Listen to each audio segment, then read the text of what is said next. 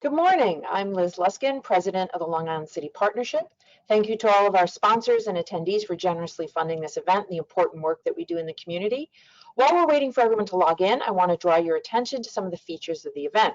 A digital copy of our beautiful event program with today's program and all panelists' full bios is in the handout feature of your control panel on the right side of your screen.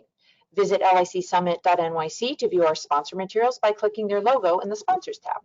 For technical issues, please visit licqns.com/troubleshoot or email Ying at yhuang@licpartnership.org.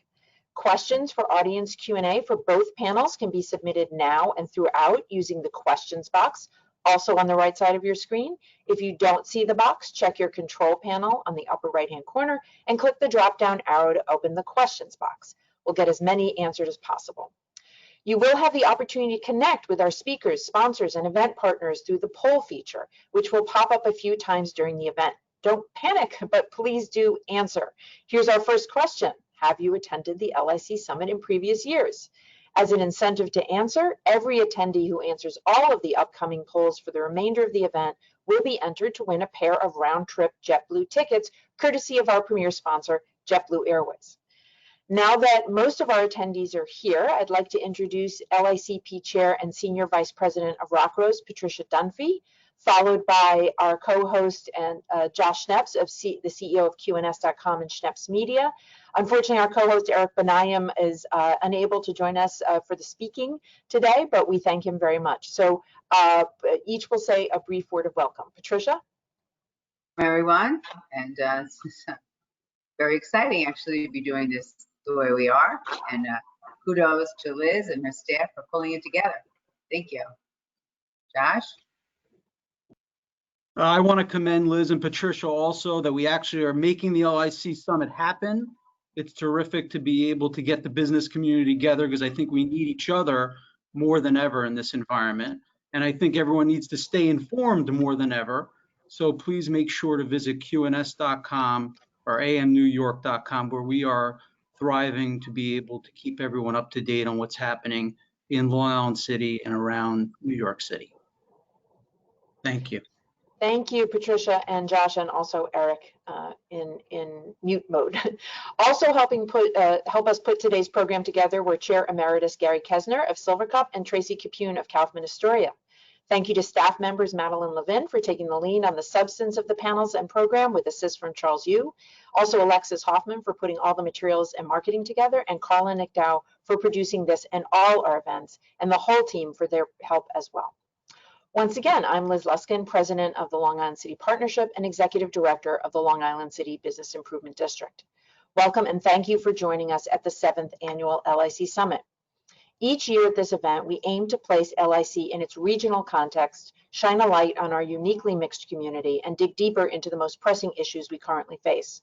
This year's summit, Community Through Crisis, will explore the continuing effects of COVID-19 and how key groups such as small businesses, healthcare, civic, nonprofit, arts and education, manufacturers, workforce, real estate, and government agencies worked independently as well as collaboratively to keep us going.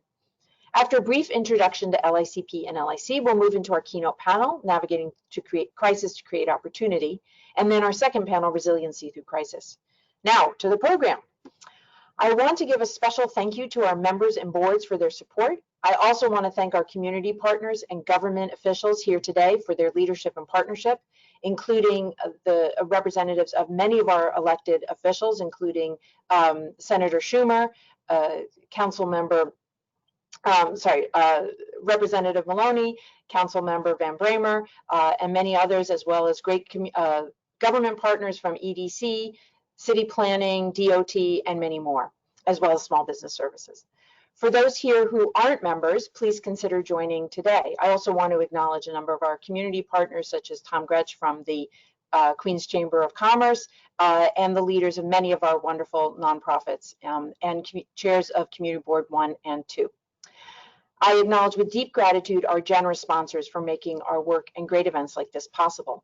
Please remember to visit the sponsor booths for more information on these leading companies and their current activities. Thank you to our premier sponsors, Voice Technologies, Con Ed, JetBlue, Macy's, Modern Spaces, Ravenswood Generating Station, Rock Rose, Sterling, National Bank, Tishman Speyer, and Veyer Media. Thank you also to our platinum sponsors. And thank you to our gold, bronze, and media sponsors. Please let us know who you would like to be connected with through our next poll.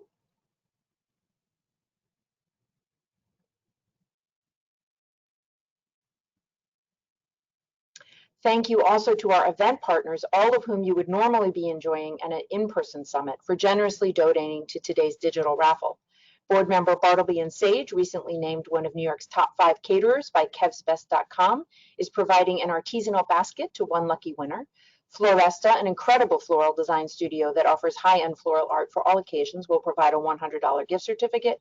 And the Museum of the Moving Image, a fantastic venue and an even better museum, will allow 2 winners to choose between a MOMI dual membership or family membership. Please enter the poll to let us know which raffles or all of the raffles you'd like to be entered for. Wonderful. Okay, now on to us. As I hope you all know, Long Island City Partnership is honored to be the local development corporation for the LIC area. We have been in the neighborhood for 41 years and have a wide range of services, as you can see.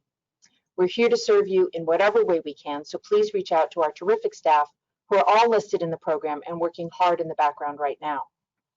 Our work shifted this spring as the pandemic hit us all. Be sure to check out our dedicated COVID-19 resource pages for up-to-date and expansive information.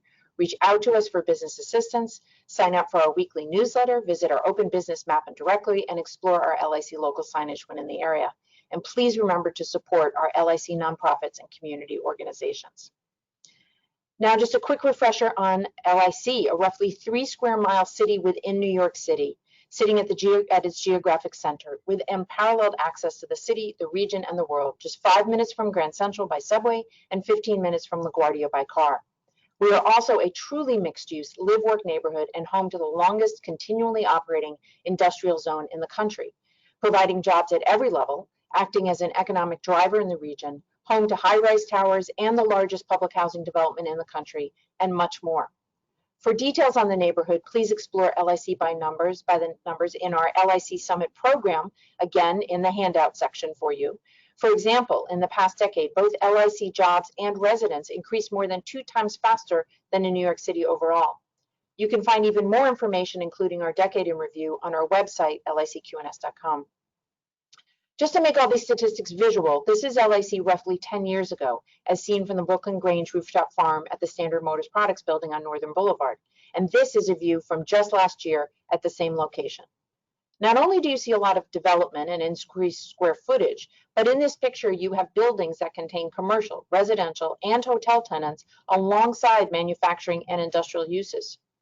LIC is a truly mixed-use community, and our panelists will give a face to our diverse industries, arts organizations, food, nonprofit, and educational institutions. COVID-19 has impacted every industry and aspect of life. Queens has been particularly hard hit in both infections, fatalities, unemployment, and general economic hardship. Here in LIC, businesses are facing unimaginable challenges as we enter a long and uncertain winter. While there has rightly been a lot of focus on restaurants and retail businesses citywide, and all of those trends and issues are reflected in LIC, our industrial businesses are also facing many of the same issues, as well as a lack of rainy day funds, concerns about operating disruption, and availability of PPE. Although many did receive SBA PPP loans and other funding, much of the relief hasn't been able to address the type and scale of challenges all of our businesses face. However hard Queens and LIC have been impacted, here in LIC we are also stronger in many ways than other central business districts and better positioned to recover. At our real estate breakfast, respondents felt that LIC was well equipped to recover from the crisis, and our live-play full-service work-play full-service neighborhood with accessible transportation options were important factors in that anticipated recovery. LIC is dynamic, essential, and resilient, and I'm so honored to welcome our amazing panelists to discuss the difficult questions and the major opportunities ahead as we imagine a better future. I'll end with a plug to visit our newly designed website for more information, licqns.com, our newly launched resources for life sciences and retail industries, and our member portal with more maps, downloadable data, and a searchable directory. I'll now ask our keynote panel to join us through video and audio, and you can see them all in action here. To help frame their discussion, we'd like the audience to answer, which of the following do you think is most needed for LIC to navigate towards a more equitable and robust economy in the future?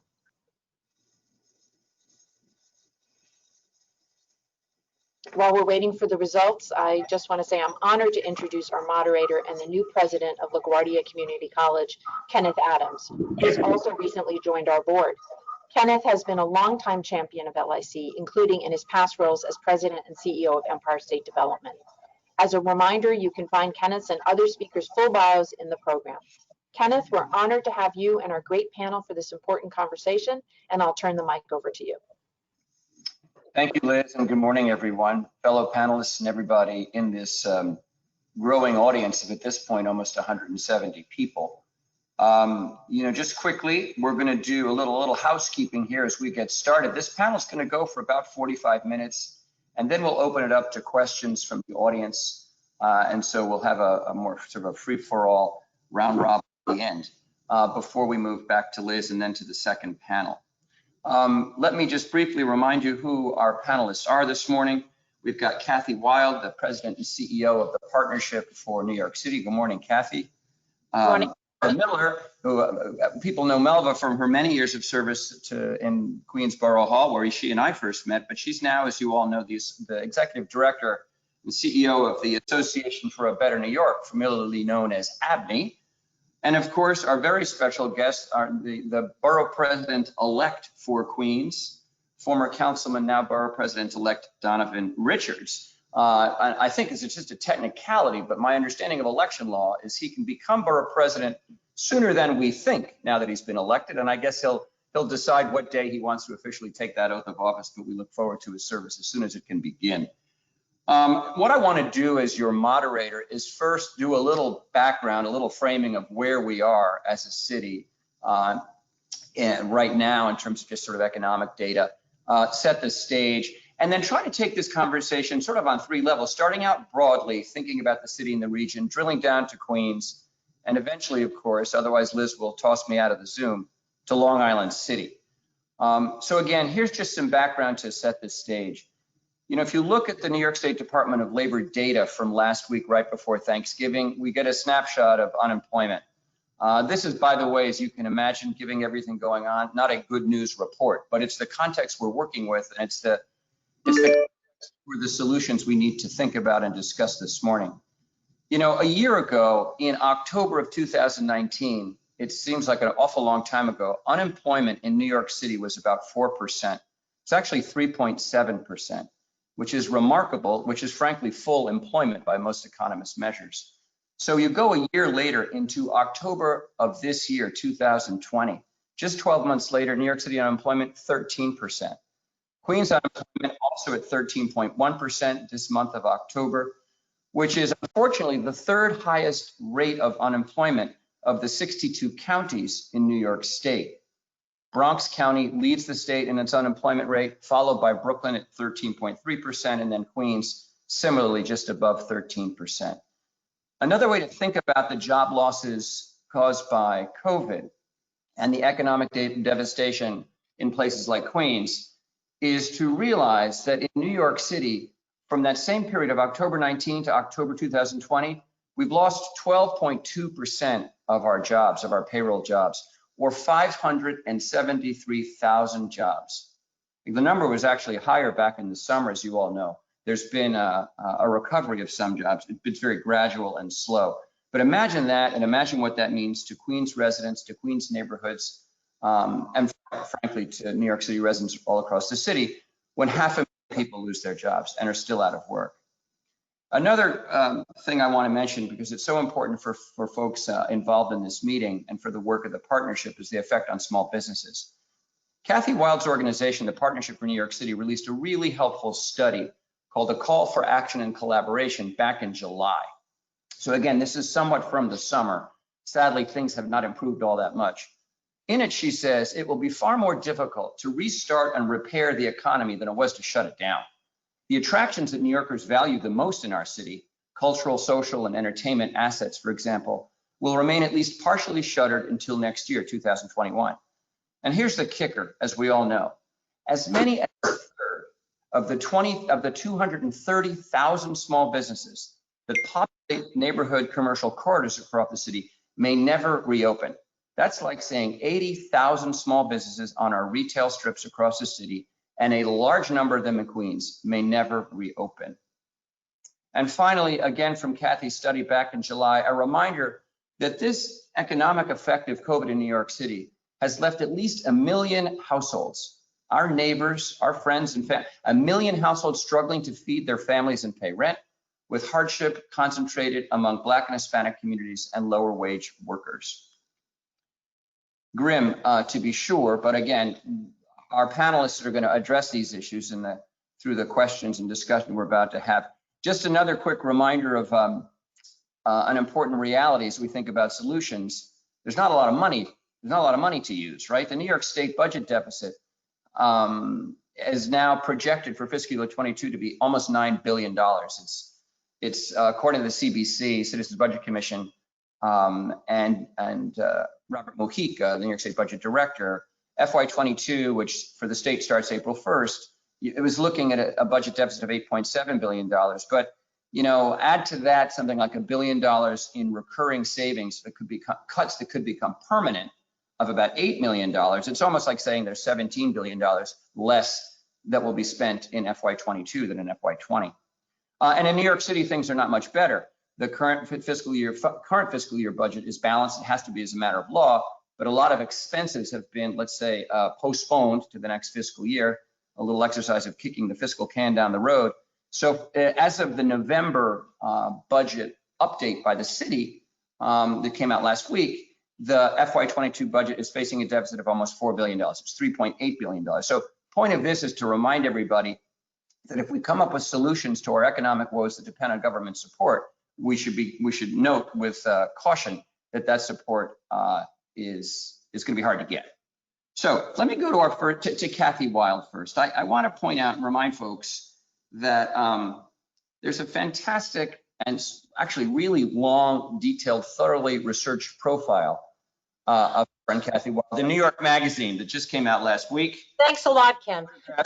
Kathy's going to have to live. It's extensive. It's so extensive that the author, David Friedlander, fact-checked with Robert Caro to see if Kathy Wild really said this thing she said about Sunset Park and the BQE back in the late 60s. And Robert Caro said, yes, that sounds correct. So this is an article I urge you all to read. But in it, she says, the city is not going to rebuild itself. Kathy, what do you mean by that? Well, we have relied for the past 20 years on, I'm getting feedback. Is that sounding to you or is that just me? Okay, so the city for the last 20 years, we have gotten used to depending on government to respond to our issues and our problems, mostly local and state government, because we've been in a relative growth and prosperity period. That is going to change, has changed dramatically, and I think the political class is only beginning to understand how much, that we're entering an era where raising taxes is not necessarily going to raise revenues for government. It may in fact reduce them, because there's a threshold of pain, anxiety. There's a lot of people that are reconsidering their life in the city, and we have to be respectful for that. But on the other side, on the flip side, the reason I'm optimistic is we've seen an organic emergence of groups of leadership in all industry sectors, in all communities, in the nonprofit sector, responding to needs, even without support from their government contracts, even with their government contracts curtailed. So we have seen sort of the best of New Yorkers, and in crisis, you tend to see the worst and the best in everybody. We've seen the best of New Yorkers, starting with our healthcare providers, our community organizations, the nonprofit community, the business community, have all responded. And I think this is an opportunity like we had in the 70s and the 80s for re-energizing and rethinking the tools available and the resources we have in our communities, and how we can start to solve our own problems again and not wait for local government to take care of it.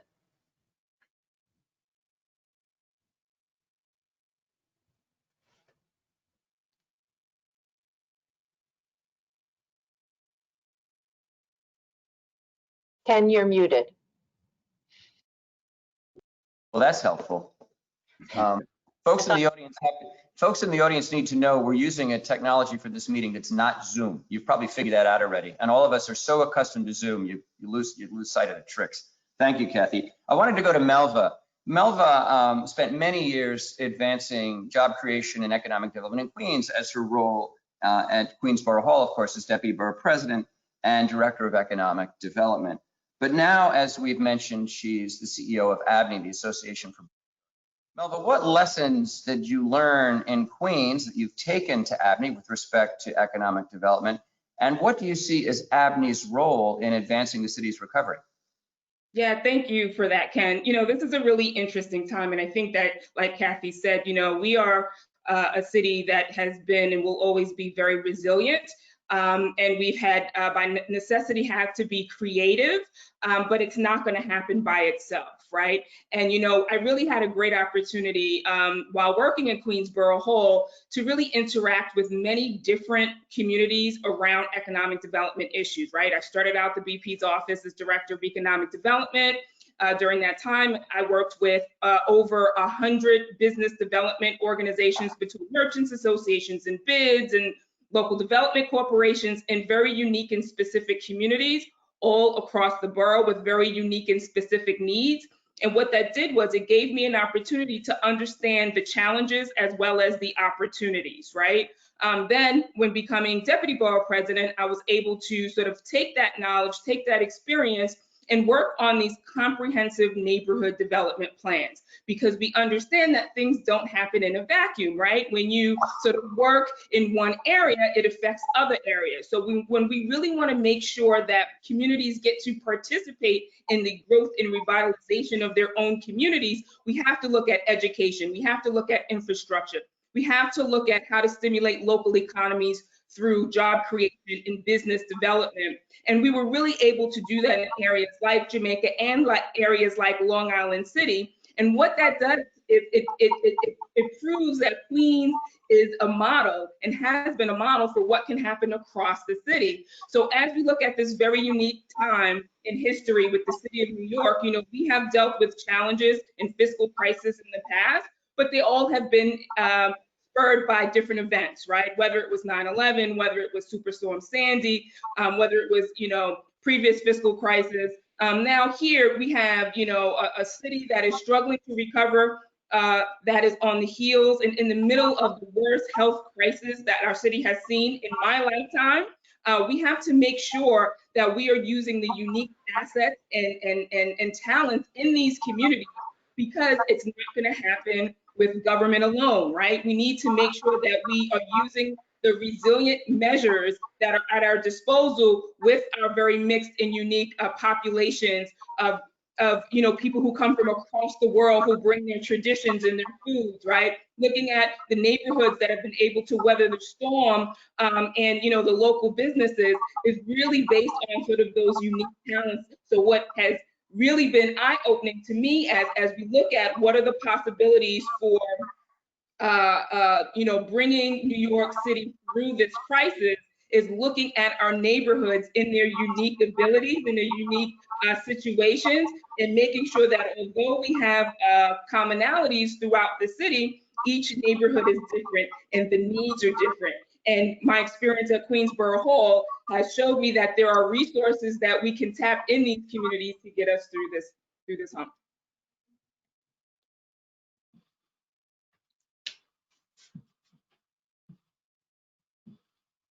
Are you on mute, Ken? Well, I think we lost him. Yeah, here I am. Okay. I'm having fun with this moderator thing, you know? I want to go to the Queensborough president, as you might imagine. I'm not going to call him the borough president-elect. I'm supposed to, but he's been elected. So we'll put him in the hot seat. Borough President, congratulations again. Pivoting on some of Melva's comments, I saw you nodding in agreement. What do you think are the essential ingredients, and what are the strategies you're going to pursue when you do take office to bring back the Queens economy, especially small businesses across Queens commercial districts?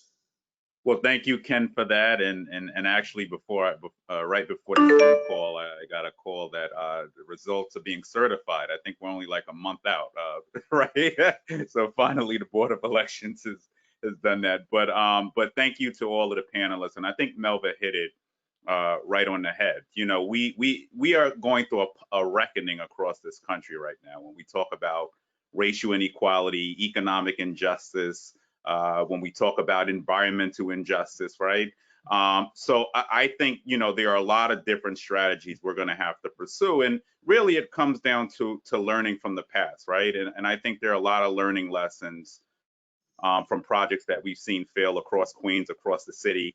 And we're going to have to reimagine what planning looks like to a great degree across the city. I think, despite, some of the voices who've been particularly against any development we've seen in the borough and in the city, there are some accurate points that they have pointed out. And I think we have to take that community-based approach as we look at planning much more. I mean, one of the things I'm interested in doing is talking to every community board, all 14 of them in Queens, and sort of coming up with a zoning task force framework where we can be proactive, right? I think what we're feeling across communities is city planning comes in with the plan and it feels very top down rather than, organic on the ground. And Melva was here, I think, when we did the Far Rockaway rezoning, and it was actually the only de Blasio administration rezoning in which we secured about $300 million for downtown Far Rockaway. But it was the only community board that actually passed a neighborhood rezoning under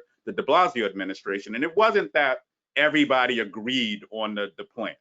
One of the things that differentiated this plan from a lot of other plans was that, we had EDC at people's kitchen tables, right? We had every city agency talking to each other at the table. Then you put that together with, the community-based organizations, your houses of worship, your public housing developments. And like I said, everybody didn't agree on every facet of the plan, but we brought people together. And I think that that's going to be my job coming in as borough president, is to really, and to build on the foundation that Melinda and Sharon certainly have created, but to ensure that we're taking those ingredients and mixing them together.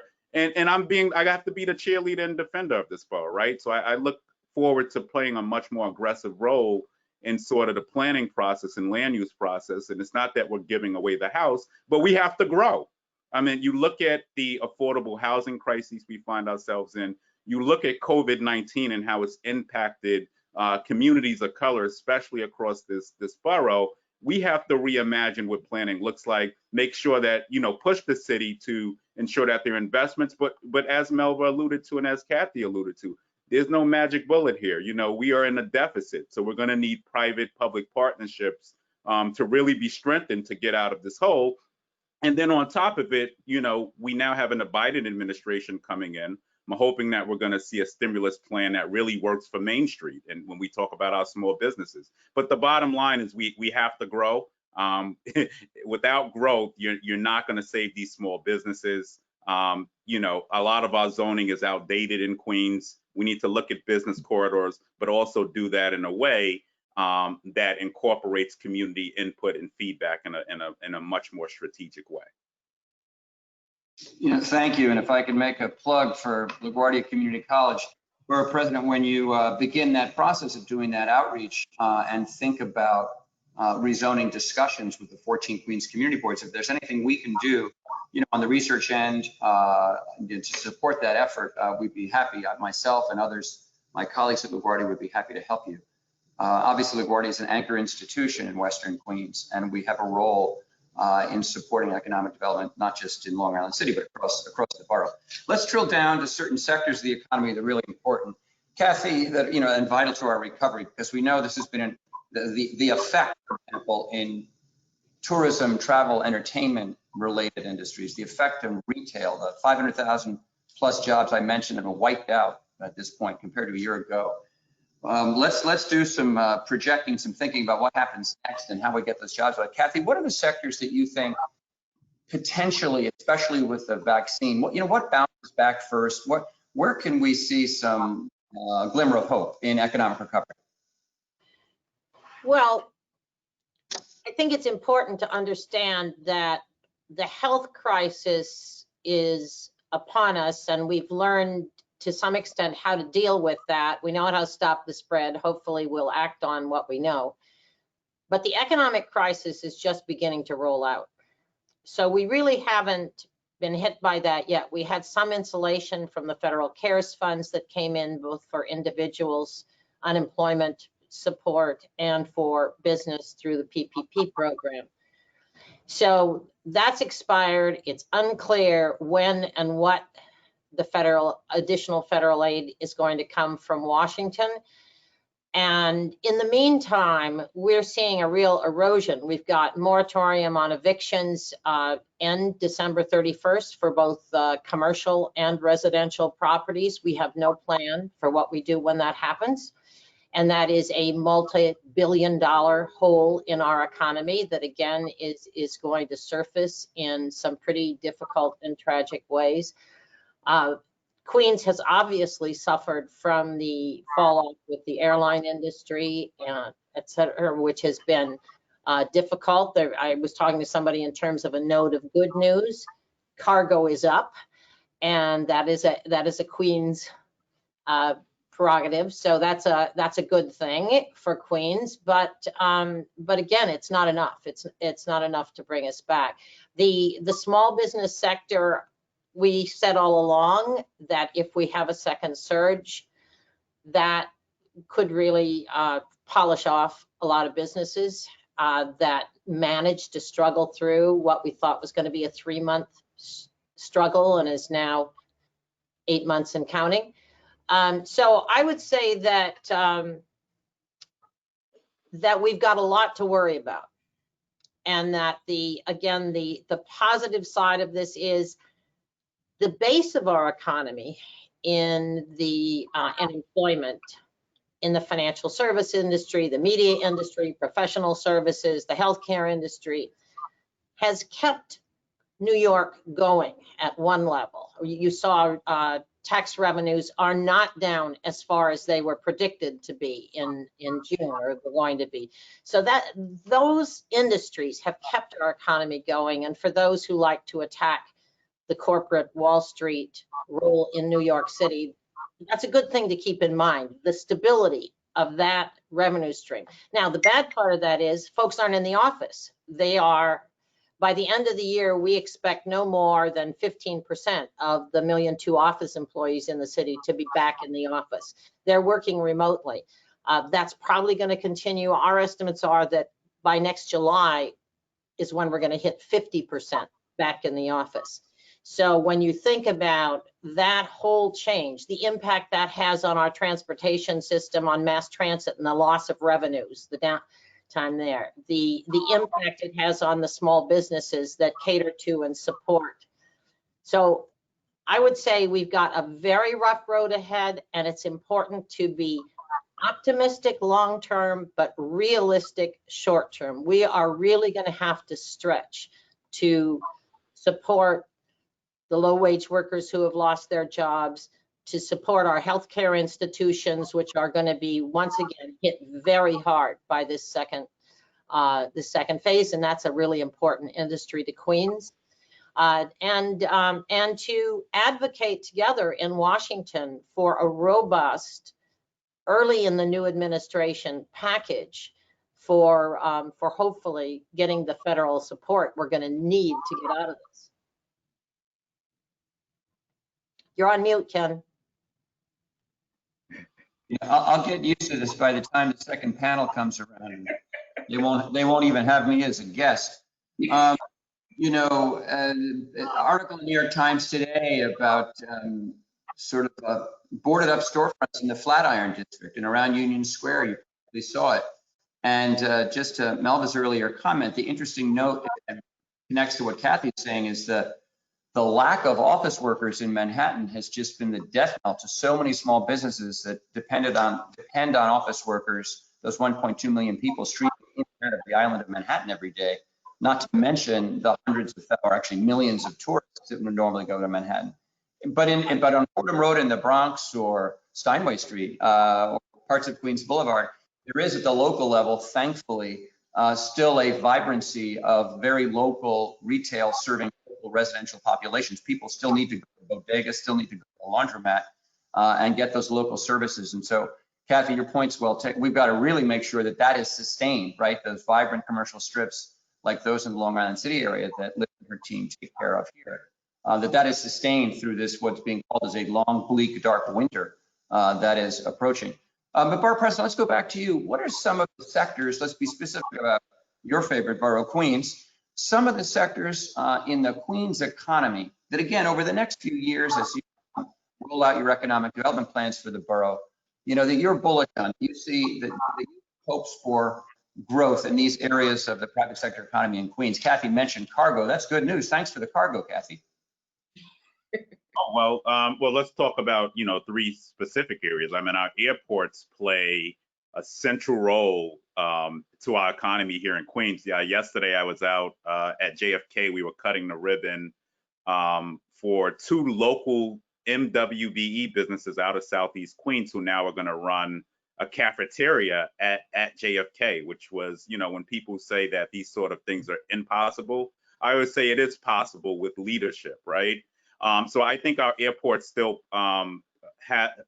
present a major opportunity. I know Terminal 1 at JFK is something we're talking to the Port Authority about. You have the proposed air train at LaGuardia Airport as well. So I think we have to keep our eyes on that. Manufacturing is still, you know, alive too. I mean, there are some people who say manufacturing is dead, but we just closed on a major deal right on the outskirts of JFK to bring Bartlett Dairy back to Queens. I'm very proud of this accomplishment. We're bringing back nearly 400 jobs from New Jersey. Many of you may remember Elmhurst Dairy used to be in Queens and they moved out to Jersey. So they're coming back. And not only is that important, I mean, we're bringing union jobs back. We have people who travel up to New Jersey every day from the borough to work up there. So I'm very excited about what we can accomplish at JFK. And as Kathy alluded to, the cargo industry is growing. There's a lot of opportunity there. I would say tech is also something we got to keep our eyes on. I know that's something very popular in LIC. I'm going to be working very closely, and I know Melva had actually started a tech initiative at Borough Hall. I'm looking to build on top of that. I think Apple has some interest in Queens as well. So I think there's a real opportunity over the course of the next few years to make sure we're creating spaces for that. I actually attended something, I think, in Long Island City in a pre-COVID world where, I mean, they had hundreds of young people. And, you know, I got to speak to them and they were saying, I'm not going to college. I'm gonna go and learn about tech. I'm gonna take these trainings and this is what I'm gonna do. But it was very interesting to speak to a lot of those young people. And then healthcare is obviously gonna be something that we have to focus on. I wanna see a lot more expansions of our facilities in Queens. I think this is on the minds of City Hall. We've been working very closely with City Hall over the course of the last few weeks to talk about how do we ensure that as we come out of this pandemic, you know, how do we think of the economy and healthcare as being a central part of that? You know, if you don't have healthcare, you don't have anything. You're not going to have a good economy. So I think there are a lot of opportunities to grow healthcare across the borough and to create jobs, you know, through that sector as well. So I think those are the 3 areas right now that we're going to be focused on coming in. And obviously, I released a list of like 1,000 people on my transition list yesterday. And they're going to be working with some through a framework as well as we move forward. Fantastic. You know, and the data bears all that out. That's a great potential for job growth across the city in healthcare, IT, related fields right now and moving into the future. The one I would push back on one comment. You know, LaGuardia enrollment's down, unfortunately, about 8%, and you're encouraging students not to go to. I didn't encourage you. That's not the message. That's not the message. My sister's a graduate of your college, by the way. I will say, I'll use I'll use that as just to remind folks that, because on a serious note, we have been reworking all of our continuing ed and work training programs over the summer and into the fall. We've got 9, actually 10 new programs. Our EMT program is up and running again. We're doing all of this online, of course, but in January, we're launching our first program in partnership with AIG, the great insurance giant, in data analytics for students in our computer science major. And this actually too comes a little kudos here to Kathy, because part of her recommendation back in the summer was that major New York City corporations form a group and partner with DOE K through 12 schools and the CUNY system to create more opportunities, especially for low-income students and students of color, to get access to the jobs on Wall Street and in insurance companies and the jobs of the big employers that are, many of them, of course, memberships of the partnership. Kathy made that recommendation. Jamie Dimon took it on from JP Morgan Chase and others and formed this group of 27, the New York CEO Jobs Council. LaGuardia is a part of that effort. It's led, of course, by our former president, Gail Mello. And so we're working, just to your point, President, to set up new job training programs at LaGuardia to help Queens residents who want to pivot into new aspects of the emerging post-COVID economy. So maybe if someone was working in catering at the Marriott Marquis in Times Square for many years and that job is not coming back for a while, we welcome that person, especially older workers, people who may have gone to college or maybe never finished college, maybe barely finished high school. We've got everything at LaGuardia, help them get the training and get back into the workforce in Queens and beyond. Melba, I want to go back to ABNY. You know, we're all longtime friends of the Association for Better New York. You did an amazing job on census outreach. Congratulations. Thank you. Your census program at ABNY last couple of years was tremendous. What's next on the ABNY to-do list? What's next on the to-do list for advancing the economic recovery of the city? Sure, thank you. So, you know, as many may know, ABNY was created out of the fiscal crisis in the 70s, and we find ourselves in another fiscal crisis. However, this is not the 1970s, this is 2020, and the circumstances in the city are very different.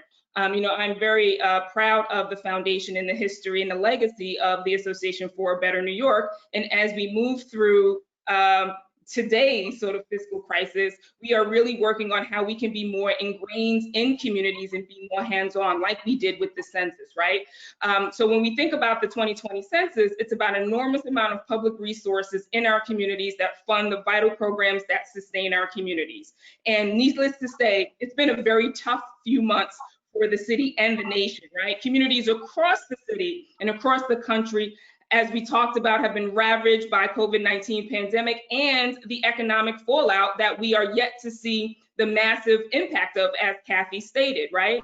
In the middle of the worst health crisis we've seen in my lifetime, you know, we've seen social unrest in response to acts of racially motivated violence, while not new in certain communities, made more profound because of acts caught on tape and put on social media. And it's really about a pain through communities have suffered for decades. And when ABNY thinks about sort of how we could sort of fill the gap for some of the needs and work with our partners, like our partners in government, like other partners, like the Partnership for New York City, you know, we can really see how COVID-19 has laid bare to the underlying racial injustices and the disparities through our city, which we'll have to face as we face this economic recovery, whether through disproportionate rates of infections and deaths in Black and brown communities. Across communities, we've seen lack of access to healthcare, housing, economic opportunity, and the economic devastation of job loss that has been discussed on this call, right? An estimated 2/3 which have been suffered by people of color. So as ABNY sort of moves into the next phase of the work, you know, we started first by listening to the affected communities. You know, through the summer, we did a conversation series with Black leadership throughout New York City, listening to different perspectives, right? We know one Black person can't talk for the entire community, but we do know that there are very relevant answers and points when we look at different perspectives, whether it's through labor, whether it's through philanthropy, whether it's through activism. But most importantly, for our membership and our network, for us to really support and fill the gaps in the city, we need to listen to the affected communities so that we can build on a strategy. And as we move forward, we have identified the way we can most be helpful as looking at the people in New York. How can we support through a pipeline of jobs and other opportunities, whether it's through, representation on municipal boards, but really tapping into the resources of people in communities so that their voices are heard as we transition the city through this time. Looking at New York City as neighborhoods and communities, right? Borough President-elect talked about sort of the growth and need for New York City to continue to grow. How do we do that in communities where communities are participating as real partners, right? Real meaningful participation in that growth, making sure that they are at the table and that we are supporting the express needs of communities to make sure that industry continues to come to New York City and grow, that jobs are continued to be created so that we can continue to create housing for those who need it, so that there is educational opportunities like LaGuardia Community College and folks have access to that. But how do we grow neighborhoods in a way that's not transactional, right? That there are real relationships between the actors that can make that happen and the communities that are affected. We see ABNY as playing a critical role in that.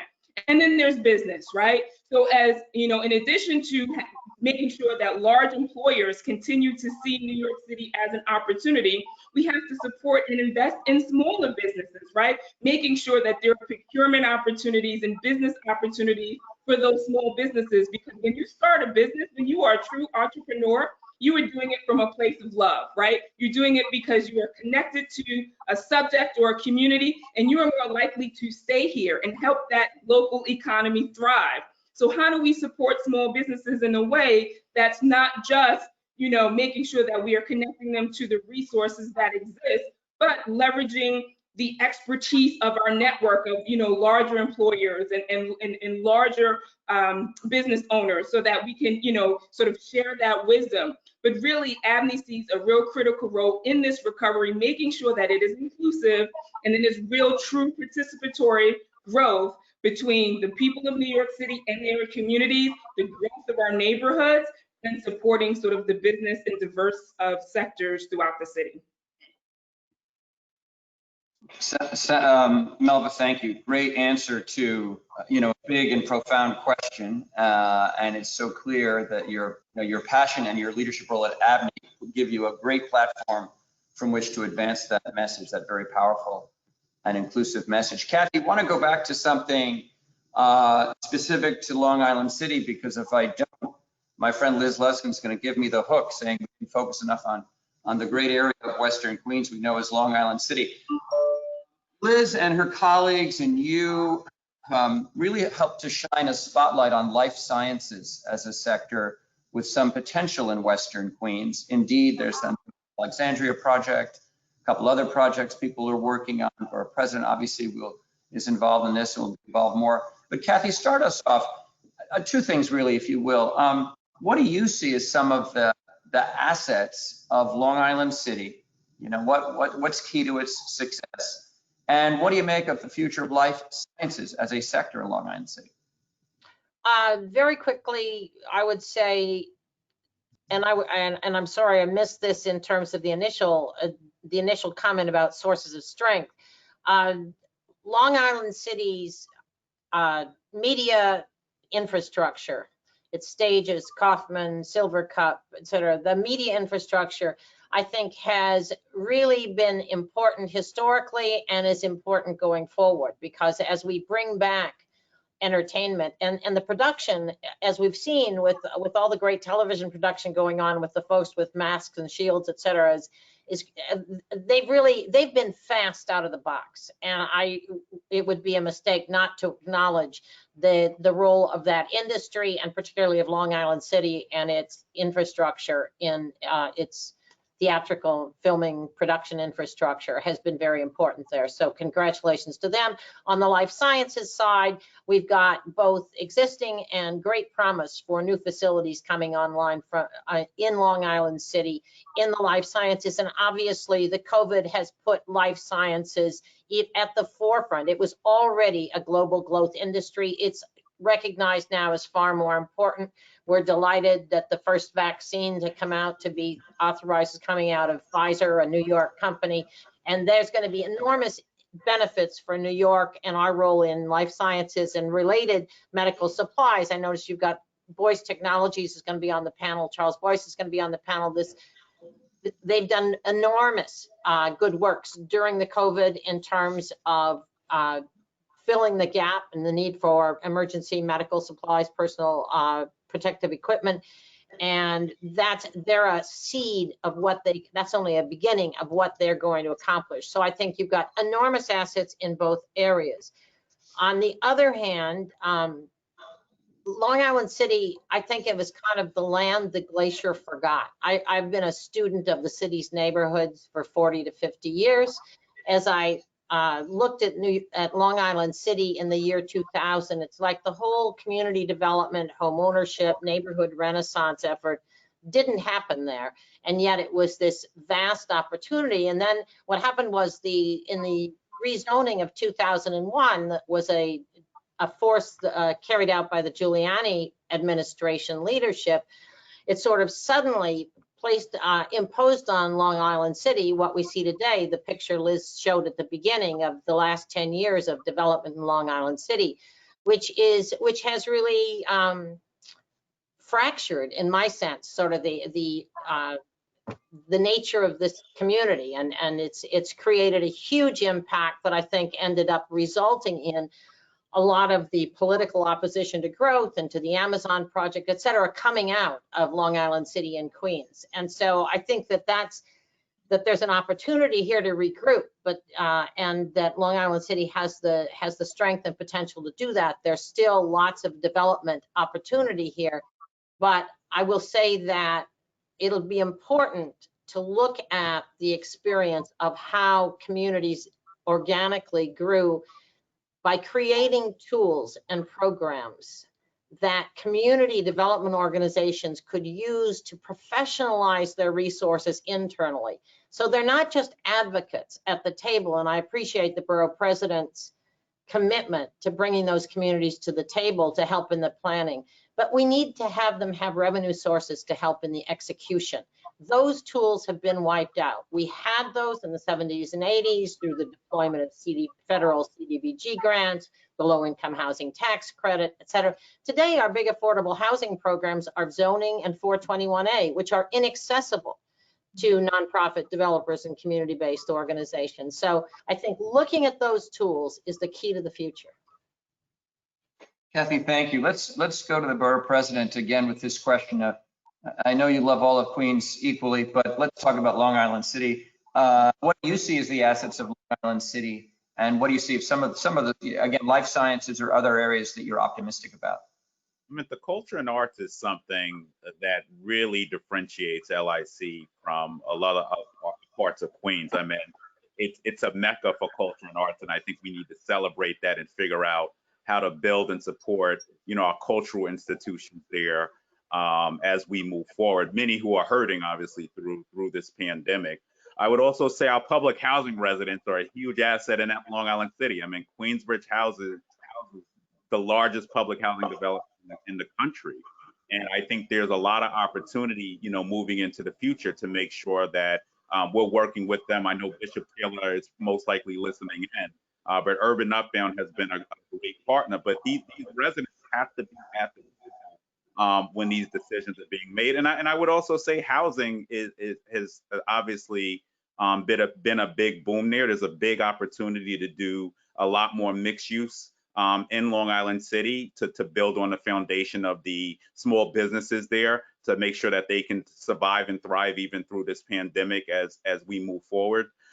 So those are some areas that we're certainly interested in working with the stakeholders on this line with as we move forward to build upon. And I would also just add, Kathy talked about, this time we're living in and how, you really only have zoning in 421A really available. But I would urge the city to really take more of an active role in these developments going on in Long Island City.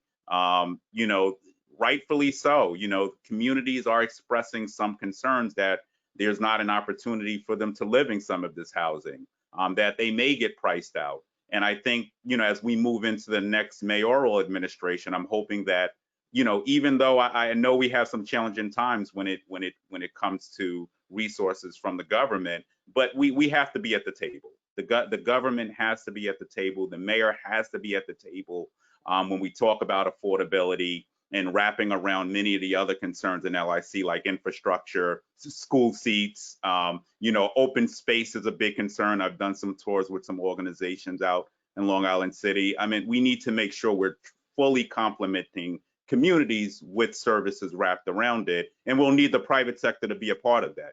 We have to leverage the private sector, the public sector, with all of these things to ensure that we build out communities in a real way.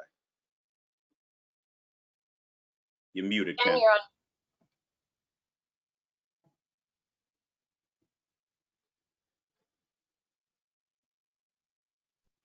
We were Can having you- when you do this thing, the host behind the scenes can unmute you or mute you. So we were having a struggle, a tug of war over my mute button. Just wanted to come back, Borough President, and recognize, your acknowledgement of arts and cultural organizations in Long Island City, and just commend you and your leadership. I mean, across the borough, arts and cultural organizations are really important to Queens and will be as they endure through the pandemic, and will be critical to the Queens recovery. Queens itself is a tourist destination. It's not just Times Square, right? And a very important driver of local business activity. Melva, chance for you. You put your former hat back on as Deputy Borough President and reflect on assets of Long Island City. Anything else that you want to add to the mix of the assets of Long Island City and opportunities for its growth? Absolutely. I mean, I just want to echo what both Kathy and Borough President-elect Richards talked about in terms of Long Island City's assets. But, I really see Long Island City, it really has an opportunity to help the city as a whole, right? And to be a leader. In order for New York City to be the city that we all want it to be, in the place that provides feasible opportunity to thrive, New York City needs to continue to grow. And Long Island City is that mixed-use community with those assets, right? When we look at areas like Midtown Manhattan, where it is predominantly reliant on tourism and, employees and office spaces to support, local businesses, and, we are working to get folks back in Midtown working. When you have a true mixed community and neighborhood like Long Island City, when one sector sees a slump, you see that community access and activity sort of be a positive in those communities. So we need Long Island City to be that place that provides jobs and better jobs for people who need them, provide business opportunities through procurement and entrepreneurial prospects, and provide a place to live for everyone who needs it. I truly believe that this pandemic provides us with an opportunity to reboot our growth strategy, right? It's all about the lens in which we do our work. And if there's anything that we've learned over the past months and the prior few years to COVID-19, is that there are stark differences in the way communities across the city can function, especially during a crisis. And we also have learned that there is power in collective movement. And we have seen that in Long Island City, right? With all this access, with all this energy of its newer residents and older residents really caring about the community. And, and we look, right? There's a lot of optimism about federal aid for the state and local governments, especially since the presidential elections. However, state and city budget gaps are so wide that even with considerable additional federal aid, the state and city will need to have to implement significant actions to stabilize the finances in the long term, right? And Kathy talked a lot about this.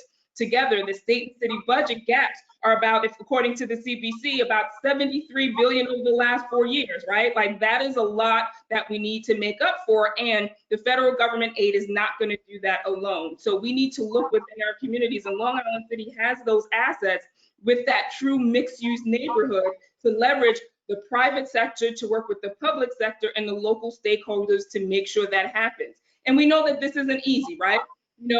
Communities have been feeling the pain of this growth. Where there's opportunity, there's also been people left behind. And again, as Kathy said, right, it's not just to bring people to the table. We have to empower them with the tools to make the difference themselves. It's hard work connecting the two, right? We know the opportunities and we know the resources. We know the communities that need it. It's that place in the middle is where we always fall short. So how do we make sure that we are creating the tools and resources that are tailored to the communities and the needs that need them the most, so that they can take advantage of those opportunities? And that's the work in Long Island City we need to do, because the opportunity is there, right? It is attractive. It is accessible. You know, it is a place where there is potential growth still for building housing and jobs.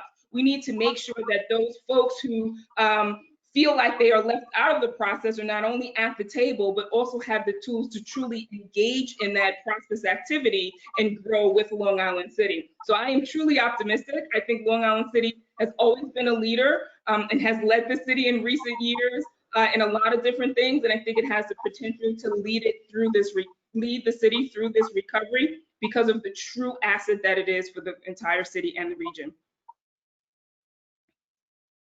Melba, thank you. You know, I'm not sure I'm allowed to do this, but I'm going to suggest to the partnership's nominating committee that they nominate you for permanent membership on the Long Island City Partnerships Board, because with your optimism, your vision, your passion, I mean, plus our meetings would be really exciting. Okay, but, you bring so much to the table. My friends, we are quickly running out of time before we have to open it up to some Q&A. That's always the wild part, because I get to pick questions from the chat, and there's something like 200 people watching this program.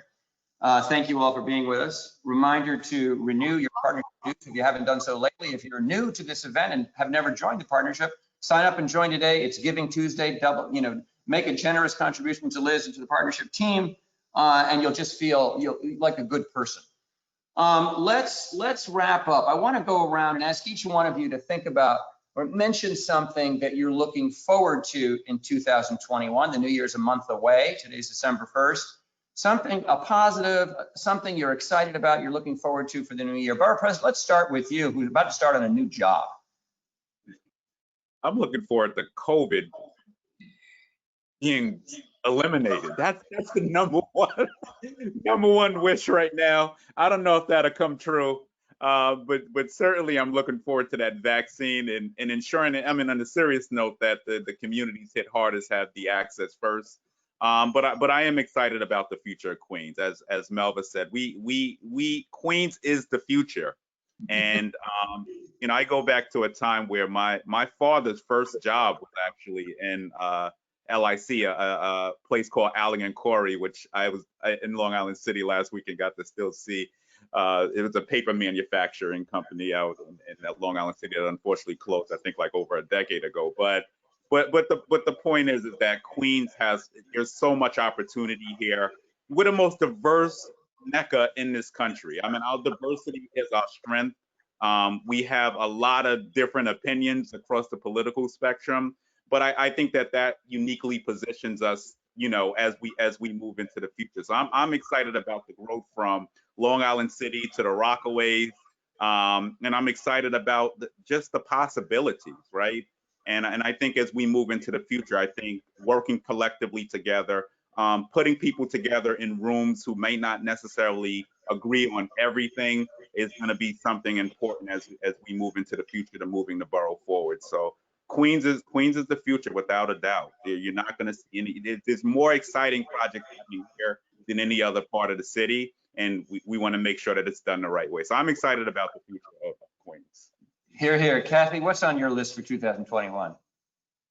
Well, I think on all of our list is hopefully is the mayoral and city council election cycle. So the last day to change your party registration or to register in a party is February 14th. I'll just tell people that if you want to vote in the June 22nd primary election, you've got to have a party registration in New York. We have closed primaries. So I'm looking forward to meeting and working with, after the elections, a new generation of leadership in the city. Thank you. Melva, you're up.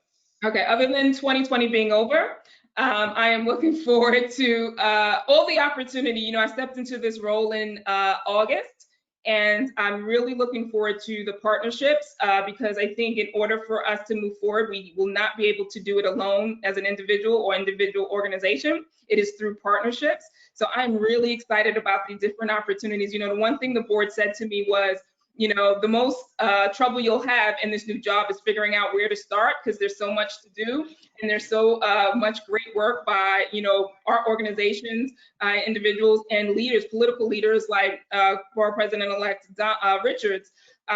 So I'm really looking forward to getting my hands dirty and in the work and partnering with stakeholders across the city to get it done. Fantastic, thank you. You know, I'll take a moderator's prerogative and give you something I'm hoping for, which is that at LaGuardia Community College, we get to return to in-person instruction. You know, we're just finishing. Next Friday is the last day of classes of our fall semester. So if you think about it, it's the first time that our students, and this is true of course across CUNY, have had to do an entire semester, 15 weeks of all their classes all online. And it's been, to be honest with you guys, it's been really hard. It's been really hard for faculty. It's been stressful. It's been hard for students, many of whom come from low-income households in Queens, where there are lots of obstacles to them doing their work, whether that's on Zoom or Blackboard. And it's been really hard, but we're almost done. Next Friday, last day of classes, and then we're looking forward to a spring semester with a high level of enrollment. And frankly, by the fall, I'll say this, my greatest hope is that by the fall, you know, we're back on Thompson Avenue, back at LaGuardia in person with instruction. We've learned some lessons about online instruction. The genie's out of the bottle, and it does work for some students, some classes, and some programs. So we will have a big, strong online program after this, but I look forward to getting back on campus with everybody. We're going to turn now to questions from the audience. The first one is coming from a friend of all of ours. We know Tom Bresch, longtime leader of the Queens Chamber of Commerce. Pardon me while I look up his question again, because it just timed out. Tom is the president and CEO of Queens Chamber, and I guess moment of full disclosure, I'm on his foundation's board, but that's not how he got his first question in the chat, because I don't pick the questions, it just came my way. So here you go.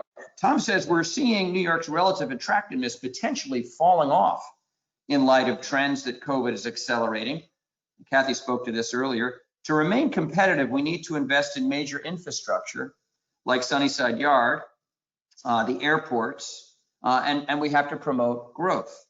In a time of austerity, however, how can we continue to make the major investments we need in order to create opportunity and to secure our future? Well, Tom, that is a big and tough question. But again, it's true. If you think about big projects that really do drive growth, big infrastructure projects, for example, in a time of austerity, how do we do that? Who wants to tackle this one from Tom Bresch? There's two answers to that question. I guess one is in terms of, again, tools. New York State does not really have public-private partnership authority. The Port Authority has it, the MTA has it, but real authority for all the other agencies in terms of the infrastructure, whether it's water and sewer or whatever environmental infrastructure, we haven't created a pattern to use private funds, particularly as bridge financing for construction and opening new facilities that can be paid off over time. So during this financial crisis or fiscal crisis is going to be facing the state and the city for the next 5 years, I think we need to have a very aggressive program and leadership that figures out how to do what countries of Europe have done, what 37 other states have done, which is create a public-private financing model that works. It does not displace public workers.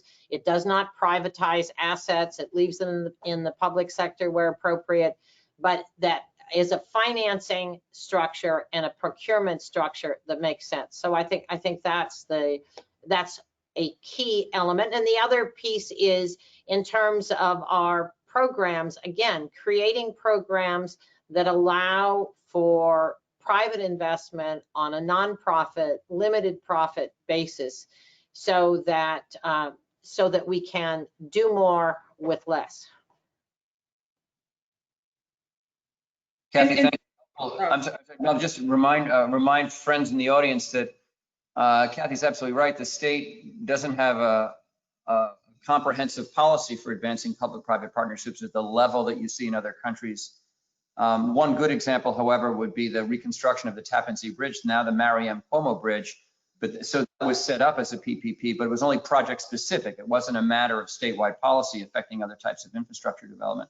So, yeah, well, LaGuardia Airport is the more proximate one, where there's been a major reconstruction of the airport, and more than 80% of the funding for that came from the private sector. Right. So, it's going to be repaid over time by industry revenues. So that is a model right close to home that makes a lot of sense.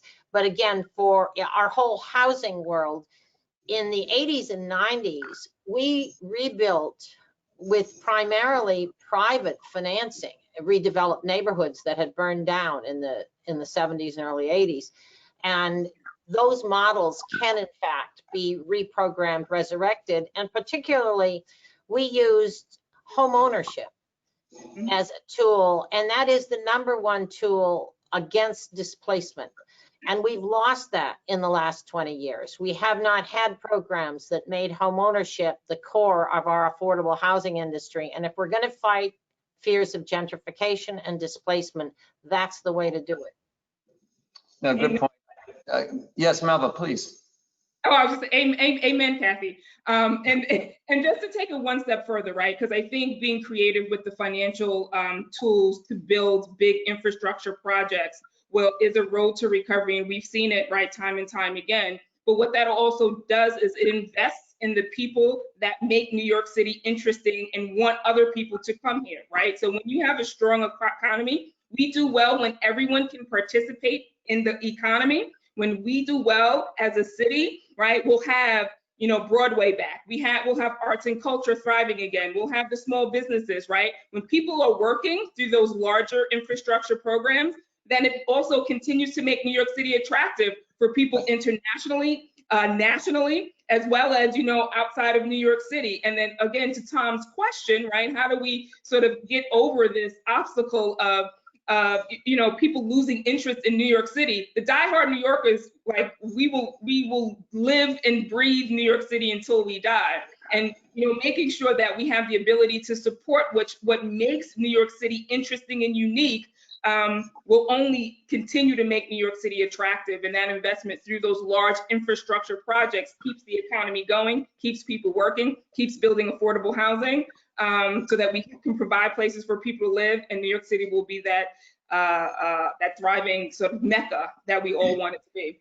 I suspect you could get some ABNY members to support Kathy's efforts to advance PPP legislation in Albany next session. Let's go to the Borough President. And we have one more question I want to sneak in, but first let the Borough President comment.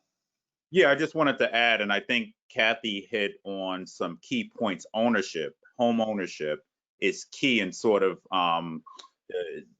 decreasing the inequalities, especially in communities of color. 2 areas we've been focused on in the Rockaways in particular, in which we're going to actually implement the first community land trust, I think, in Queens, which is going to, I think, is a central strategy that we can use moving forward, which really does incorporate community feedback. And then also looking at these affordable home ownership programs related to either having a 1 or 2 story home, or either condos too, right? I mean, in the Rockaways, I remember under my predecessor, we were able to do some affordable condos on the beach.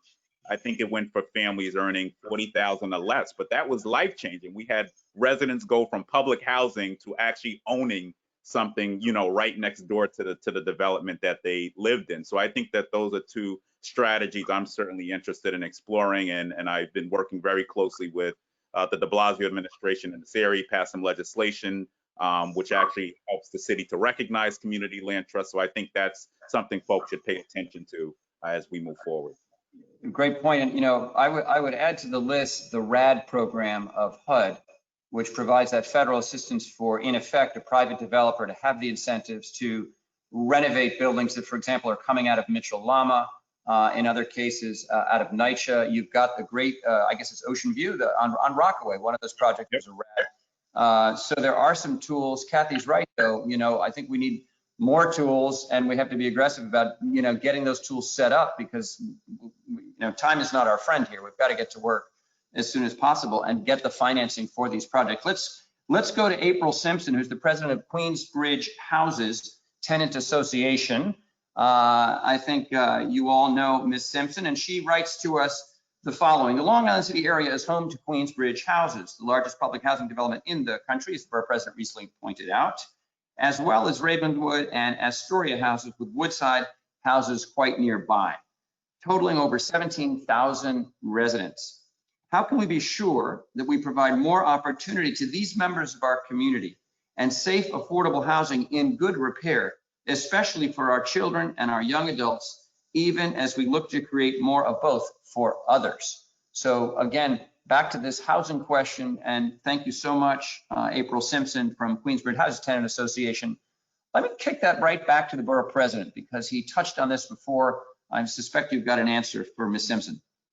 Yeah, so let's talk about what are our priorities. I mean, and that's, I think, what this pandemic has certainly shined a light on. As we move forward with even under a Biden administration, we need to see more public investment into our public housing development. But Ken, as you alluded to, we did the first public-private partnership in the Rockaways. We did the first RAD project in the city, and this is a place I grew up in. I grew up, my aunt still lives there. This was a place that in the summer you could have 30, 40 shootings, murders. People could not, our senior citizens could not sit outside in the summer. The kids couldn't play outside. It was just a horrible place. I think it had the most tickets out of every public housing development in the city when it came to repair. So it's one of the reasons that we piloted RAD there. But also we baked in those tenant protections, right? Lawyers. We wanted to ensure that the residents who lived there, labored there, loved their community, stayed and remained, would not be pushed out through a public-private partnership. And I think this development, we get people from all over the city, all over the country, who come to visit this development because the rumor is, oh, people are getting pushed out, but it's certainly not true. So I think it goes back to what we spoke of earlier. What does community-based planning look like? I know that as we move forward, I think RAD has been something mentioned in Queensbridge and some of the other developments. It really has to be done in a ground-up way, and that's why Ocean Bay succeeded. I mean, quite frankly, there were 1,000 meetings with residents, a lot of questions, as you can imagine, a lot of tension in the first month or two, just talking through the intricacies of, am I going to be pushed out if investment comes in? But I'm proud to say that's a model. And then, also as we talk about development in Long Island City, urban uptown is there, but the residents have to truly be at the table. If you don't have buy-in from the residents, you're not going to have successful development in any part of the city. You need to ensure that our residents, as Melva said, are at the table from the beginning, that their concerns are being met. I remember knocking doors in Long Island City in a pre-pandemic world and seeing some of the conditions people lived in there, which were horrible, decrepit. Our residents deserve better. And I can assure you, we're going to fight hard and really focus in on public housing as the borough president coming in. Thank you, Borough President. I want to thank all of you for your participation on this panel. Let's note that, this is not only we have to stop because we're out of time, you're talking about the project in Rockaway, your work on that, the use of the RAD mechanism from HUD, reminder of, in a way, it's a good project to end on as an example because of all that community engagement and the work of a developer. In that case, I believe Ron Molis of L&M, to work with the elected officials and others to really make something succeed where there was that blight and there were those problems. So again, an example of in Queens with really effective political and community leadership and engagement, a public-private partnership, right, with some public support through the RAD program, which uses Section 8 vouchers, and a private developer working closely with the community, of course, the construction jobs and the long-lasting effect of that dramatically improved housing. So there are ways to do this. You're all experts in that, and we look forward to a new year filled with these partnerships and successful residential and housing and economic development all across the borough. We've got to wrap it up. My friends, Melva Miller from ABNY, thank you so much. Kathy Wild, Partnership of New York City. Read the profile on Kathy in this week's New York Magazine. And our new borough president, Donovan Miller. Thank you. Back to you, Liz. Thank you. I've just lost my my screen here that I need. There we go. Thank you, Kenneth, and the entire panel for that really thought-provoking session. And we've got another great panel coming up for you in just a moment. I also want to give a special thank you to Kathy, who's joined us for 6 of the 7 summits and has really grounded our conversations throughout. And Borough President, really looking forward to working with you, and Melva, always amazing to have you here. And Kenneth, so glad you're in the neighborhood. So thank you all. And as we get our next panel together and digest what we just heard, and I apologize also that we had such a great discussion, we didn't get to many of the great questions that we had. But some of those will actually be addressed by our next panel, which is going to really go in deeply into the different sectors in Long Island City and how they all pivoted to meet the moment, and how this provides an essential nature, essential community for the future as well. So thank you as we get our next panel together.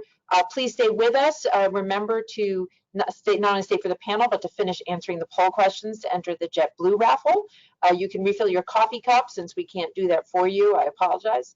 I'd like to again acknowledge our generous sponsors and event partners for making our work and great events like this possible.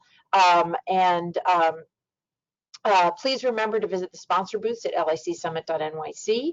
I also neglected to mention a few of our guests in addition to the ones that I mentioned before. The wonderful Joe Teswell from Empire State Development, thank you, and your colleagues, Dennis Walcott, the head of the Queens Library, and also the co-chair of incoming Borough President Donovan Richards Transition Committee, David Brous, the chair of the Long Island City BID, Seth Bornstein from QEDC, and I'm sure many others that I apologize that I've missed as well. At the end of the summit, attendees will be redirected to a survey to send just your feedback, so please take the time to fill that out. You can also choose to share your contact information with our speaker sponsors and event partners and enter to the digital raffle through the survey. For those who are just joining us now, a copy of the event program with more information on today's program and all panelist bios can be found in the handout feature of your control panel.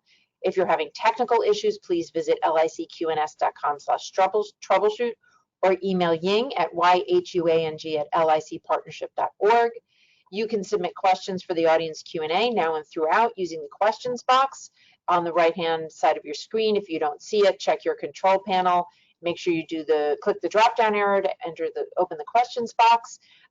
And before our panel begins, we have another quick poll. What do you think is the #1 strength of LIC as we build a better future? If you take a quick moment to answer this, and we will share the answers with everyone. And without further ado, I'd like to ask our panelists and moderators to please join us through video and audio. And it's my great pleasure to introduce our moderator and the founding director of the Urban Tech Hub at the Jacobs Technion Institute at Cornell Tech, Michael Samuelian, now also an LICP board member. As a reminder, you can find Michael's and the other speakers' full bios in the program. Michael, please take it away, and thank you to our great panel for joining us today.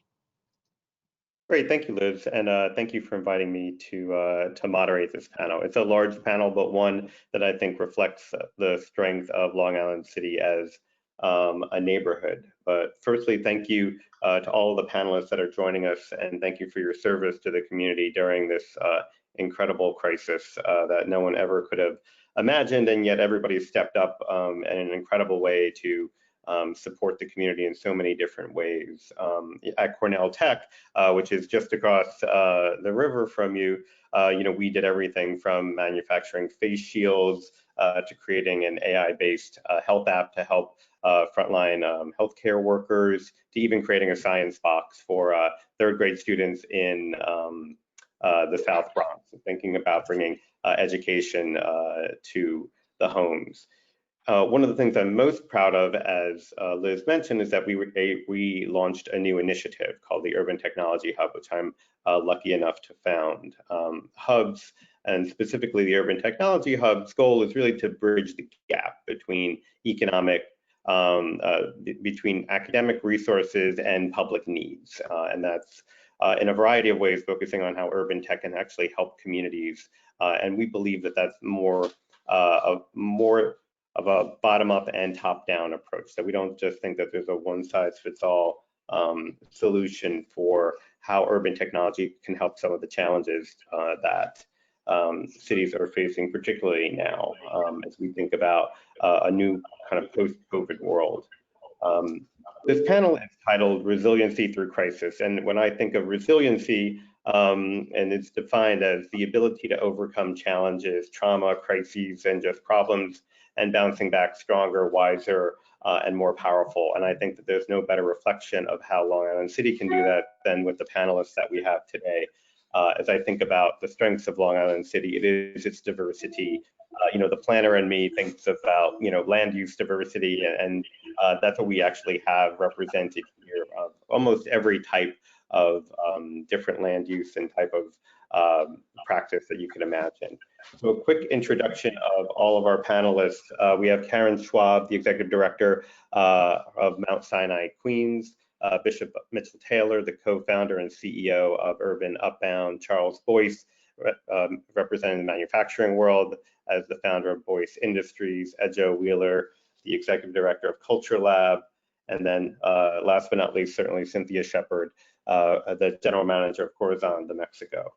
So I'm going to start. We have about 45 minutes for the panel, and then we're going to open it up to questions from the audience. As I said, indulge me, it's a large panel, so we're going to try to be short and sweet in our responses. So I'm going to start by asking the panelists kind of a round robin question. Each of you, COVID hit us very quickly. Obviously, no one could have anticipated this. So how did you adapt in your particular business, and what did you learn from it? I'm going to start with Karen. Thank you, and it's nice to be here with everybody. Our first COVID patient was admitted on March 13th. I remember the afternoon that I got the call. I was on my way to a meeting with Mike Generis. I was already late. I did a quick U-turn, and our world changed, and it's never been the same since. By early April, we were almost a full COVID hospital at that point, and when we hit our peak not too much farther after that, we had fully utilized all of the surge spaces we had created, and I had more than 70 patients waiting for beds in our emergency department. So here was a virus, a new virus. There was no known treatment, no cure, no talk of a vaccine at that point. And we had to adapt quickly, and we had to do it continuously. Biggest issue out of the box was PPE. We had to make sure we had the PPE we needed to protect our patients and to protect our staff. We had to make sure that we had ventilators and monitoring equipment in place, again, to make sure we could take care of our patients.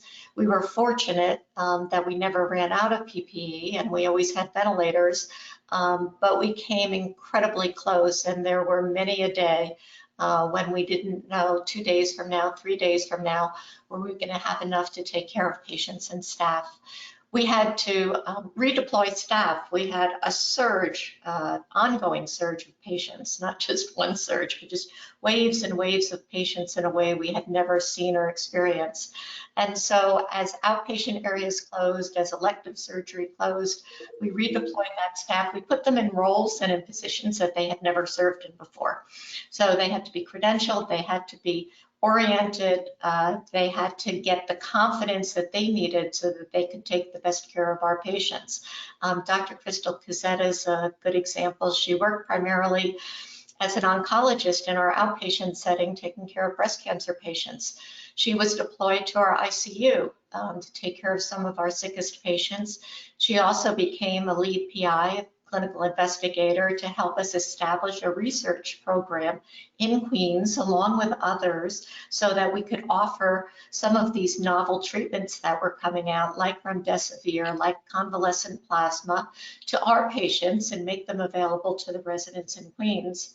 And we had to reimagine all of our spaces. We had to think creatively about where could we put beds, and particularly for us, critical care beds. We went from 8 critical care beds to 32 critical care beds within a matter of weeks by redeploying recovery areas, and we put tents outside the emergency department. We did everything imaginable, and so there were a lot of lessons learned that came out of that. Innovation was key. We were doing just-in-time research. Thank goodness we were part of the Mount Sinai Health System, because we were able to bring that foundation to Queens. Setting it up in the middle of a crisis is not ideally what you want to be able to do, but it was the only way we could ensure that those treatments would make them available to residents in Queens, and particularly, as had been discussed in the earlier panel, people who are Black, people who are underrepresented minorities, people who traditionally may not have had access through their healthcare settings. Being part of the Mount Sinai Health System, we knew it was an important part of our arsenal. In the past, we never realized how important until it came to sourcing PPE and making sure that we had the equipment. After having redeployed all of our staff, we had to bring in staff from the outside. We brought in staff across the country. We had almost 200 employees brought into our hospital over the course of COVID to help take care of our patients. And importantly, we learned how important it was to take care of our own staff. As resilient as they are and were, as courageous as they are and were, they were fighting a war like we had never fought before, and taking care of their physical as well as emotional health became incredibly important. So we dispatched mental health teams to the units. We brought chaplains up to the floors to help to support the staff. As some of the needs in the tent abated, we made one into a recharge tent with outside philanthropy that allowed us to provide a place, a beautiful space where staff could go on their break and just take some deep breaths and get a respite. And a big thank you to the Queens community, particularly places like Queens Feeds, hospitals, and Green Top Farms, and John Brown Smokehouse. For 2 months, we were able to feed our staff through the restaurants and the support that came to the hospital, lunch and dinner every single day. The applause that went on outside the hospital and across the city at 7 o'clock. These were the slivers of joy in really dark days, and they made all the difference sometimes in our staff being able to fight off that fatigue and weariness and fear throughout this pandemic. Yeah, I think as was said during the previous panel, crisis really does bring out the strengths of a community, and I think that is a clear reflection in Long Island City. Bishop Taylor, I'm going to shift over to you. You are running lots of initiatives and programs that are serving some of the most vulnerable in the community. Can you talk to us about how you adapted during the COVID crisis? Yes, thank you so much, Michael, and to all of the other panelists. It's an honor to be on with you on this morning. Like many of you, the second Monday in March was an eye-opening experience. We woke up to a harsh reality that the city was on a proverbial lockdown because of the medical pandemic. And Urban Upbound, who directs its resources to, I believe, the most vulnerable populations in New York, the NYCHA population. And then, of course, our headquarters is located right in the heart of Queensbridge houses. And Urban Upbound started in Queensbridge. I grew up in and around Queensbridge all my life. And so, when this thing hit, of course, realizing that hundreds and thousands of people that we serve each and every day were going to be hit the hardest. Retail, tactile workers, folks that, they were going to take the first hit in this pandemic. I knew it from the beginning. And not only that, we also knew that medically that we were going to take a big hit as well. And so Urban Upbound pivoted to not only recovery, because people needed to recover, financially if they lost income, lost, their jobs, furloughed or whatever, they would also need relief. And so we began to look for facility space that can accommodate putting together a food distribution center that could provide some relief for folks even before this thing really hit as hard as it has hit this at this point. And so the second Monday in March, we were able to secure a 10,000 square foot warehouse with refrigeration and freezer that was inoperable, but we were able to get it working and had loading docks. It was just like it was built for this moment. And so we were able to, Urban Upbound and the Center of Hope International was able to operationalize this warehouse. And we just put together, I mean, it was amazing how the community came together when we opened up the warehouse. It was like a neighbor to neighbor network of people just coming down, volunteering, asking, you know, what can be done? So I can do this, I can do that. And just over the days, we began to put the mechanics together just on the relief side to the point where we were able to hire drivers, stipend volunteers that were coming. And at the peak of our distribution from that warehouse, and this is all residents from the neighborhood, the drivers are residents from the neighborhoods that came down. Initially, they were just volunteering their time. Just what can I do to help, you know, make sure that folks are secure? And so, you know, at this point, you know, we're up to about 150, 200,000 pounds of food going out between Queensbridge, Ravenswood, Astoria, Woodside, Jackson Heights, Elmhurst, all the developments in Far Rockaway, and different parts of the city. We had 28 sites running at the peak of it. We're still running it now because we knew that folks were going to have an issue trying to make ends meet. That's on the relief side. Then on the recovery side, we had to put together a remote platform for the thousands of people that we serve annually so they could be able to tap into our counselors, financial counselors, employment counselors, business counselors to get the direction that they needed. So we opened that up. And so our phone lines were busy fielding calls from folks that are saying, what do I do when I get furloughed? How do I access unemployment benefits? Because everybody was panicking. So you can imagine people were just looking for someone to talk to. And so I'm grateful that Urban Upbound, even before the pandemic, put together a remote platform so that we can speak to all of our staff in all the campuses around New York City. And we were able to use that platform to engage our client base as well. So, you know, with the relief efforts, with the cash assistance, and then I'm very proud to have partnered with NYC Kids Rise, who has provided, you know, in District 30, NY Kids Rise is a investment account for children in first, second, and third grade. And right now, over 95% of the children in District 30 have this investment account, 700 of which live in public housing. But NYC Kids Rise did something amazing. They gave away over $1 million in cash assistance to 4,000 families and schools.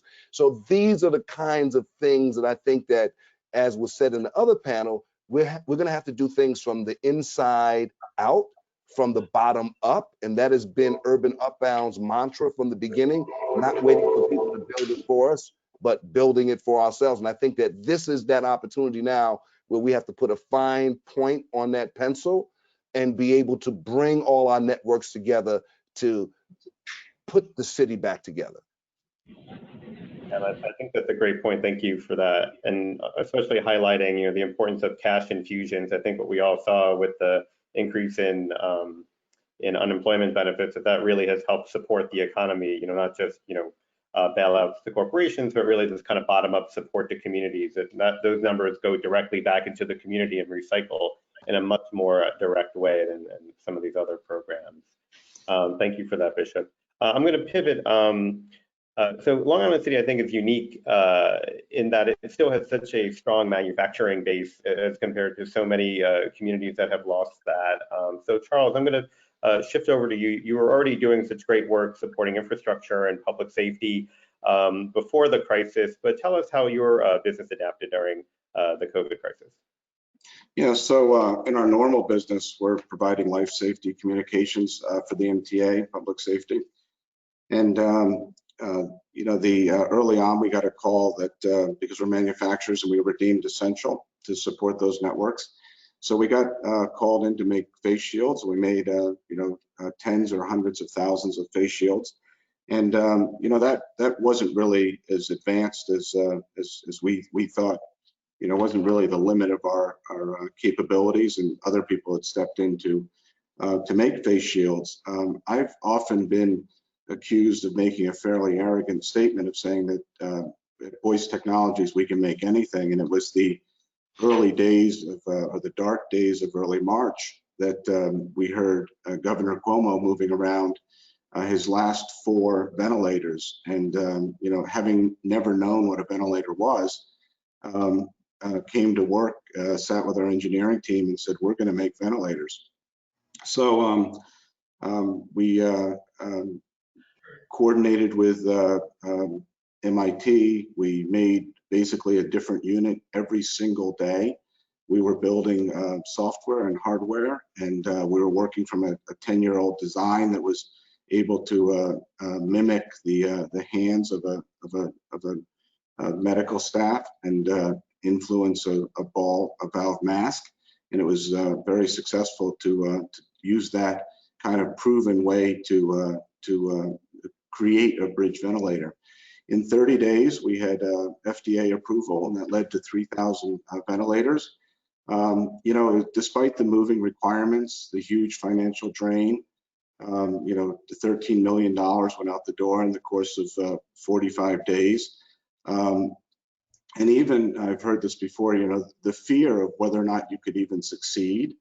Despite all of that, the being located in Long Island City, being vertically integrated, focused, persistent, having the best technology and the best people, and the fact that New York needed us to succeed, let us win. Yeah, that's an incredible story, and it reminds me of, as we start out by saying, the strength of having a diversity of different types of land uses, businesses, workforces. I taught a studio, and I actually met Liz last spring before everything happened, teaching a urban planning studio at Harvard, and I would say every team of students focused on smart manufacturing and how we could actually have a much more diverse and rigorous Long Island City that wasn't just residences and wasn't just offices, but really having a complement of good paying jobs. And I think that having an ecosystem is so important, and I think this community represents that. Ido, speaking of diversity in our ecosystem, the arts are obviously a key part of the identity of Long Island City, and that gives us joy and vibrancy and really pushes us to other levels of spirituality. So talk to us about how your business, Culture Lab, pivoted during COVID. Yeah, thanks, Michael, and thanks to the LICP for organizing this. I think this conversation is very important. Culture Lab was created to be an umbrella organization to ensure the health of to run and ensure the health of the 12,000 square foot art center donated by Plaxall, which used to be run by the LIC artists. Our opening date was April 1st. So you can see that the start of this new nonprofit ran parallel with the development of COVID. But the gallery team has been in place there doing theater, art, dance for 4 years. It's this Culture Lab that's new. So the first thing we had to do is stop all of our arts programming, and we turned the gallery into a food pantry in partnership with LIC Relief, a new nonprofit that was started just for this COVID purpose. We opened up our parking lot to 3 or 4 different food relief organizations, including Brighter Bites, City Harvest, Connected Chef, Lifeline Groceries, and that program is still delivering over 60,000 pounds of food to needy families, 2,200 needy families weekly. So the food programs that we had started in the very beginning of summer, spring, are still going strong now. We're very proud to support those organizations. We moved all of our programming that we could, the classes, the children's drawing classes, we moved everything online. We gave over the space to even more community programming. We added another evening of AA meetings. The city the census did trainings with us. We've donated over 10,000 books, again, providing space for other organizations to be able to achieve their goals. That's one of the best things about our space is we're almost completely in control over the programming that we do. So if we want to pivot and take down all the art and just move in a food pantry, we have that freedom. And we were able to do a lot of good. We've created a whole new program with Lifeline Groceries being able to do that. Additionally, we moved our Arts Outside, where we created a brand new performing arts venue in our parking lot, again, donated by Plaxall.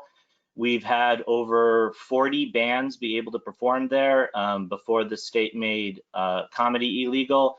We had Michael Che come out with the help of Creek in the Cave, and we've had probably over 30 comics play our stage. So we're lucky that we have such a large parking lot where we can have 250 people out there, and everyone is more than 6 feet apart. We painted circles in our parking lot that are all 6 feet apart, so people show up, they know exactly where they need to go. We found that really the community just needs a visual cue, or a little reminder to say, hey, we need to stay away from each other. Let's make sure we're wearing masks. Here's the hand sanitizer. You know, here are the state regulation, the COVID rules and everything. So we found that to be an extremely successful platform where literally thousands of people have come by to see live entertainment in a time where we really feel the community needed that the most. That's most of the feedback that we've gotten, which is, you know, you saved our summer. I know it's probably hyperbole, but a lot of people said you saved our lives by being able to give us a place to go and experience culture. So that was the main pivot, to move away from arts and community, and basically we just did all community. And FYI, all the services that I'm listing plus dozens of more shenanigans that we're up with have all been provided completely free. That's great. It's amazing that you were able to shift that way and have such a different role in the community, and yet keep the kind of the cultural and kind of even entertainment part of a little bit of joy, which during such a difficult time. Cynthia, shifting over to you, Corazon de Mexico did lots to provide relief during the crisis, donating food to those in need, and yet, you know, the restaurant industry has been on some level the most hardest hit, you know, and most visible to many of us on a neighborhood level. So talk to us about your experience during COVID and working with the restaurants and how you've been able to cope. Hi, thank you for the opportunity, Michael, and the LIC to having me join this panelist today. So as you know, the restaurant was really hard hit. So it was the second week of March. In Corazon de Mexico, we are not only serving food or dining. Our strength is mostly in catering, and also my mom and I, we try to cater mostly helping women who have suffer from domestic violence, so providing like an opportunity to work with us and maybe mentoring or trying to help those women to build their self-esteem as well. So that is always been like our main goal in Corazon de Mexico. So when this COVID pandemic hit, we didn't know what to do. We were very shocked of, oh my gosh, what's gonna happen? Our first thought, what's gonna happen to those women? We had over 20 employees working different in catering, mostly in full-time and either on premises or off premises, and you know, different programs that we were involved, and having to, you know, say goodbye to several, not having that opportunity to provide anymore because everything is locked down was really shocking for us. So what I did is that I said, you know what, we saw many people in Queens, they were saying we are hungry, and we had a little bit in our storage. I said, Mom, this food is gonna go bad. Why we just don't start preparing? So I brought in those women, I provided, started to do, small portion of food, whatever we had. We went out, literally like went to 103rd, standing there, giving out food, nothing, just trying to be impromptu, trying to creating opportunity to keep that contact with these ladies. We don't want to lose them. So what I rapidly happened is that I reached out to the LICP. She connected me to the LIC relief group. I started also reaching out to several different organizations. So everything started to, get together, come together. So additionally, we had to transform our kitchen to a food factory because everything had to be individually served. It's no big tray anymore. Everything has to be individually served.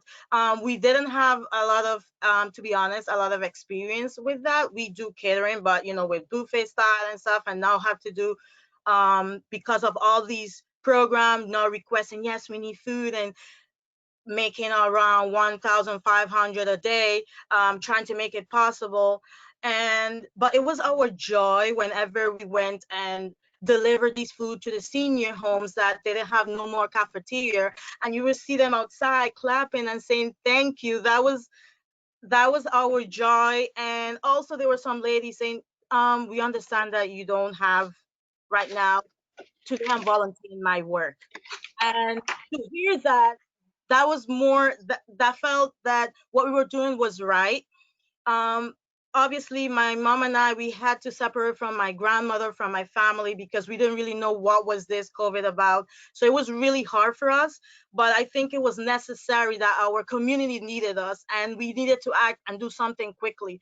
We don't have the answer from the upper head. We don't see what's going on, but we took the risk and we went out there. I'm like, if something happened during the way, at least we did it trying. At least there is someone who somebody is eating right now, somebody's being fed, and there is a lady who's not being there 24/7 with an abuser in their head. And unfortunately, it's been, as you can see, the domestic violence has increased tremendously this year. So it has been very, very hard. I'm not going to lie to you, it's been very difficult, but we trying and we working, and we telling God to give us just all the, how can we help, how can we reach out and continue to help those ladies who are struggling. Thank you for that. That's a inspiring service, and especially those that are hardest hit, stand up the tallest often in these times. So I'm going to shift, and it's been incredible hearing all of your stories about how you pivoted your platforms and went, whether it's in healthcare or in manufacturing or in social services. But let's start to talk about lessons learned and the future. So it seems as though, knock wood, a vaccine is on the way, and let's just play it forward. How do you see your business? How do you see your world shifting post-COVID? What were some of the lessons learned during this crisis, and how do we kind of build a more resilient community going forward?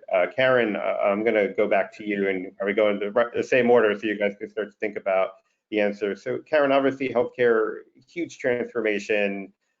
I assume you didn't sit around planning for a pandemic necessarily, but how do you see the hospital shifting its long-term plan and some of the lessons learned from this crisis? Yeah, we've been through so many crises before, between H1N1 and SARS and Hurricane Sandy and 9/11, even Ebola, but nothing, I think, prepared us for the onslaught of what we faced, or the intensity, or how long it would go on. So I think there were a lot of lessons learned, and we've really tried to document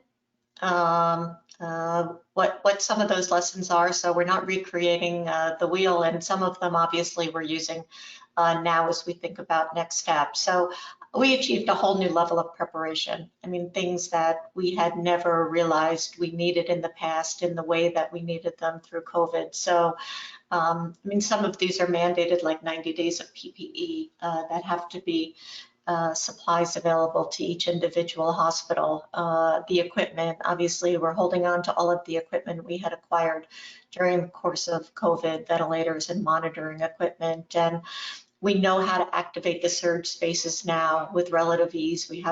We know what to do. We have our staffing plans. Staff is going to continue to be a challenge, you know, to be available as we surge, because everybody's looking for more staff at the same time.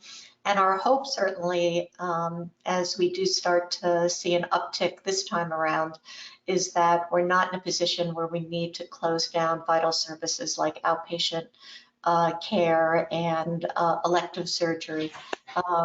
Those are devastating for a lot of reasons. We're still in our recovery in terms of trying to get back to some sense of normalcy at the hospital and create a reliable revenue stream.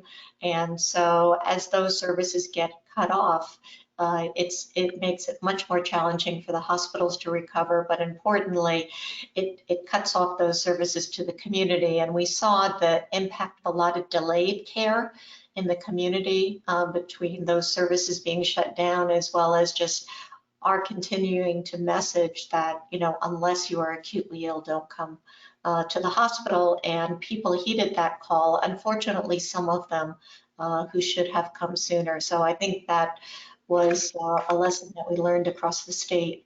The importance of telehealth. I mean, we knew telehealth was important before COVID, and we had certainly created a platform for telehealth, and we're starting to grow it, particularly focused on the millennial population, which we knew was looking to use telemedicine as a way of receiving care, or at least some of their care. But the pandemic just exploded telehealth in terms of an acceleration. And so at its peak in May, as we started bringing back routine services, 50 to 60% of our patients were getting their care through telehealth and telemedicine. That's dropped off now. It's down to about 10%. I was surprised by how many people decided to come back and physically come into the space, which is great to see. But I think that's going to continue to be an essential vehicle for delivering healthcare as we think about the future. We were also able to add telehealth capabilities within the hospital. So from our emergency department, we can access services across the Mount Sinai campus. And from our inpatient setting in off hours, we can access needed specialties that may not necessarily be in the house as a way of expanding care. And all of that is continuing to grow now in the face of COVID, but we realized how important an arsenal it is in terms of our ability to take better care of patients. Another silver lining was, as I spoke about, that research foundation that we created and being able to bring treatments like remdesivir and convalescent plasma. We learned the importance of proning as we went further into COVID. That's turning patients over on their stomachs to expand their lungs. Became an important part of how we take care of patients. And we also learned about the importance of anticoagulation therapy. A lot of patients, through research, it was coming out, were developing clots. So it was a lot of just-in-time research that we were doing in Queens, but also feeding into Mount Sinai Health System and research going on in hospitals across the country. And that allowed us to open up access to people, again, across the borough of Queens, but particularly Black and underserved minorities. One of the benefits of now having that foundation is it created a basis for us now starting to do clinical trials. And we're currently participating in a vaccine trial with Janssen Pharmaceutical. Again, that's bringing access to residents in Queens that might not otherwise have access to the vaccine. I know everybody is anxiously awaiting all of the vaccines that are now in development, and there are a couple that are now going for EAU approval, and we're certainly hoping to get some of that vaccine to start administering to our staff around the middle of December. But there are more than 300 million people in the United States. This is a global pandemic, and it is going to take a while for that vaccine to really penetrate the population and create some immunity, herd immunity within that population. So we've still got a ways to go, which is why it's still so important for everybody to please be mindful of all of the public health initiatives that we do know are working, like masking up and social distancing. That's the best we have right now until that vaccine comes out or those vaccines come out and really start to be available on a large scale basis. Yeah, that's a great reminder. Thank you for that. We can't forget. And I feel like New Yorkers, particularly compared to maybe folks in the other parts of the country, have a greater sensitivity to that on some level, to just the trauma that we've been through. But I also appreciate you pointing out some of the silver linings without trying to be too Pollyanna-ish about it. But we do learn from crises. You know, we sometimes forget, you know, Cornell Tech was born out of the 2008 financial crisis as an attempt to, you know, create a more resilient economy that wasn't so heavily tied to, you know, Wall Street as our main kind of generator of jobs. But Cornell Tech mission is to really diversify the job market and focus on technology, as you pointed out. You know, the telemedicine technologies existed, but we didn't really have, you know, the impetus to use them, or Zoom calls that we're on all day, it seems, every day. So Bishop, tell us, you talked a bit about quality of life issues as well, and going forward, like, how do you see any lessons learned from your work and how you see the recovery in the next 6 months, year ahead? Yeah, well, you asked a real loaded question. You asked about quality of life, then you asked about forging ahead. So the quality of life in Long Island City has changed exponentially since the pandemic.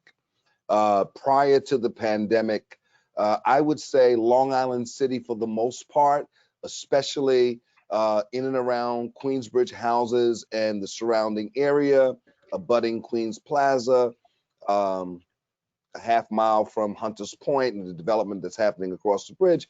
You know, we with the development that was happening on our side was more hotel development, business development. Of course, you have the Titan project that's happening right next to Queensbridge on the other side of the bridge. And when the pandemic hit, you know, of course, life as we knew it was no more. And our homeless brothers and sisters had to be taken out of a a communal environment and put into a more protective atmosphere to mitigate the spread.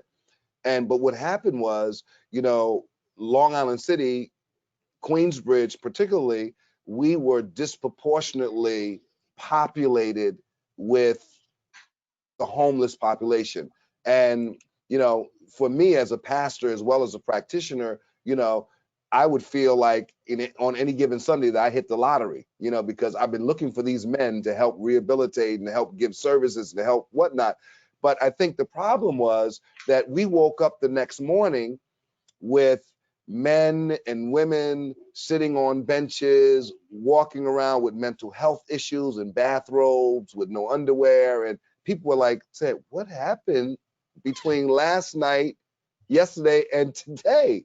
And so that's what happened. And so because of it now, you know, all of the hotels in and around Queensbridge and Ravenswood are populated by our homeless brothers and sisters. And we're now trying to absorb and provide services for them. But now, you know, our community has been set back 25 to 30 years. You know, the trash, the crime, you know, all the things that are connected with with a mental illness, with sexual predators, because they're, you know, registered sex offenders that come with the population. So I mean, quality of life has been very challenging.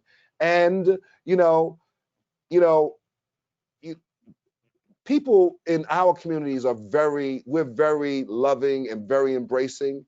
And if you look at the contrast between Long Island City, our area, and the Upper West Side, the Lucerne Hotel, and how they hired a high-powered lawyer and said the quality of life here has changed drastically. We don't like it, blah, blah, blah, blah, blah. And immediately, you know, they got attention, they got whatever, and what, you know, we weren't asking for anybody to be displaced or removed. We were just asking for help. absorbing the population so that the quality of life would not continue to diminish as it has diminished. Secondly, in terms of moving forward, there are some serious lessons that we've learned as an organization in preparing our mission is to break cycles of poverty in public housing neighborhoods, not to manage it, to break cycles of poverty by giving residents the tools and resources for economic mobility and self-sufficiency. And so we have our business development department, we have our employment department, financial counseling department, youth department, academic vocation, and then we own our own bank. Because my dad said, he said, you're never going to make sustainable change unless you own money. So we put our money where our mouth is, and we're celebrating, shameless plug, 10-year anniversary of the Urban Upbound Federal Credit Union, and we're a full service banking facility. But what we've learned is adding to all of the soft skill training that we give to folks that are going into jobs, we have to now add remote learning capacity, remote work capacity. We have to add to soft skills what Zoom is like and other remote platforms that are available so people can understand that. So these are soft skills that we're adding. We're also now educating people about sanitizing. This pandemic has taught us a lot of things. I think that it will result in us mitigating common colds and flus, because guess what? We're not shaking each other's hands as indiscriminately as before. And if we do, we're running to the bathroom without offending anybody to wash them really quickly. And I think that, we're just more health conscious now, with what's happening. So I think that all of this has given us new tools and new thoughts on how to live in this new normal, because I don't believe, unfortunately, that this pandemic, this particular virus is going to be the end. All right. I think that there's a strong possibility that we'll see more of this, and we need to be ready, not to be reactive, but we need to be already ready with a proactive plan in place, just like a disaster plan, just like anything else. I don't think that, in America, we never thought that in this day and age that we would ever be shut down like this, but now we realize the greatest country on the face of the earth, we too can be impacted by something as devastating as this. And I haven't even talked about the racial pandemic in the midst of the medical pandemic that forced us out and then uncovered what all of us have known all the time. Racism is alive and well. And as an African-American CEO in the city of New York, I have to deal with racism. I have to deal with classism. I have to deal with favoritism. And now, the Band-Aid has been ripped off in that area. So, there's a lot of trajectories in terms of recovery, social recovery, economic recovery, mental recovery, racial recovery. So there's a lot that, as an institution that, wants to see neighborhoods of color and public housing neighborhoods do better and move to the next level. But there's now more components that, that have always been there, but at the same time have to be moved together. Yeah, no, and it's well said how, COVID has really shined a light on underlying issues that we just either ignored or, chose not to be revealed. But thank you for that. Charles, Long Island City is a, incredibly unique neighborhood with lots of, diversity in terms of what people do there, businesses, offices, manufacturing, institutions like LaGuardia Community College. Can you talk a bit about what the strengths of that, the different types of uses that are in Long Island City and how you see that shifting your business going forward and what some of the strengths are? Yeah, so Bishop, thanks for the bad news, but I think it actually supports an answer I want to give more like to Karen's question and to Ken Adams. I hope I'm allowed to do this, but I'll certainly touch and be conscious of time on the first question. There's businesses have a social responsibility, I think, to a community. Mine and my family happens to be Long Island City, and I'm proudly part of the executive committee on the Long Island City Partnership Board. And together we give, and certainly during COVID, whether it was, there's really a couple different types, and you touched on them. There's different categories of people that we affiliate with, and certainly for COVID and the affiliation with Cornell led to interesting fabrics that actually get fed into our mask making machine, which is now in full operation. We use it every day. And that kind of relationship is more of a mentor relationship. And when it comes to LaGuardia Community College and even Apprentice New York City, to those are the partners that we rely on with a type of a workforce. Lots of interns come from LaGuardia. Lots of LaGuardia students participated in making ventilators. And as the partnership with LaGuardia, and we actually expect to expand greatly. And just grateful to have Ken in his position, because we plan to work together and enhance that relationship. And then some of the most important stuff to us is the more altruistic contributions, like to Skillman, when the kids come down the street and have cookies with us. And it's the most special part of their life, especially in being socially distant, but being something that they have to look forward to. And by giving to them, we remove obstacles and enhance their chances, similar to like our children. And so we're proud to be giving in the 6 digits to lots and lots of Long Island City communities. And I think that what we get back, we're a very successful business. I'm not exactly sure what all the reasons for that is, but I know a lot of it is good luck. And it comes from the fact that we're good citizens. But I just want to, I know we're going to run out of time, and I want to just touch something. And I was hoping I would get Karen's question, and it had more to do with what did we learn? And I'll keep it short. We learned that local manufacturing is needed, and Boyce and others like Paxol, 3D Bio, and lots of other companies prove that that manufacturing in New York City is possible. And Long Island City is already a dynamic and diverse place, and it's really the ideal location to build the next technology sector. We're announcing that we're investing in a massive undertaking. We certainly look forward to financing and incentives and abatements, and certainly commitments to use our products, but quadrupling the size into 500,000 square feet, hundreds of employees, and becoming self-sufficient, self-sustainable.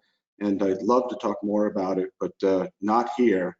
But we're going to do our part to serve New York with New York in Long Island City.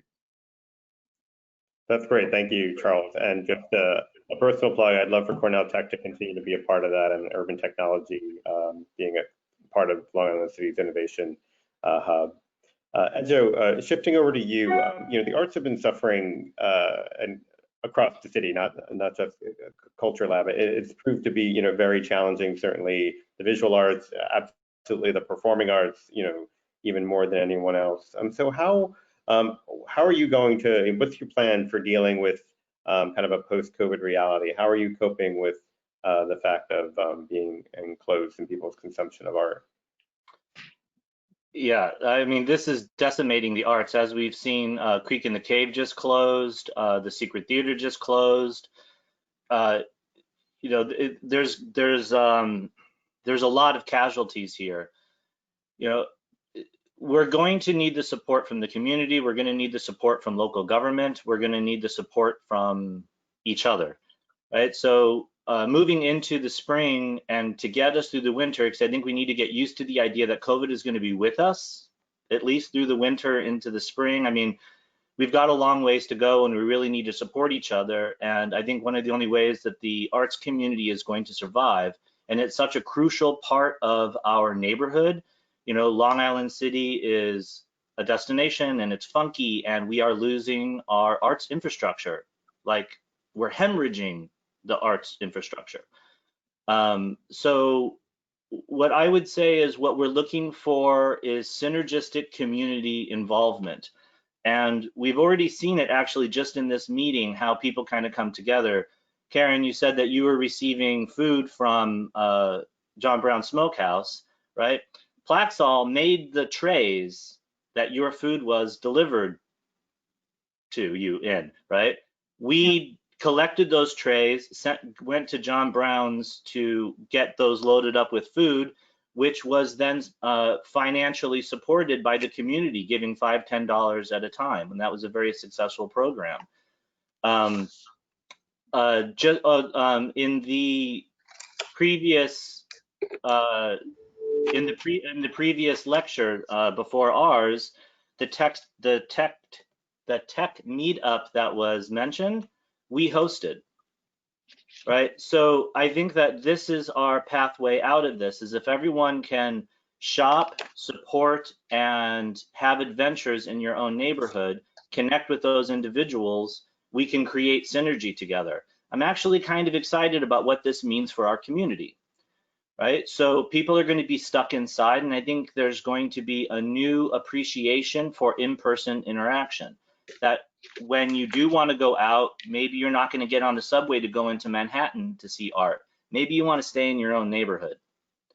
You know, so like a walk down the street, and what else brings in tourism dollars, right? New York is filled with good food. LIC is filled with good food, right? But what's going to bring people there to eat? And I think that is going to be arts and culture.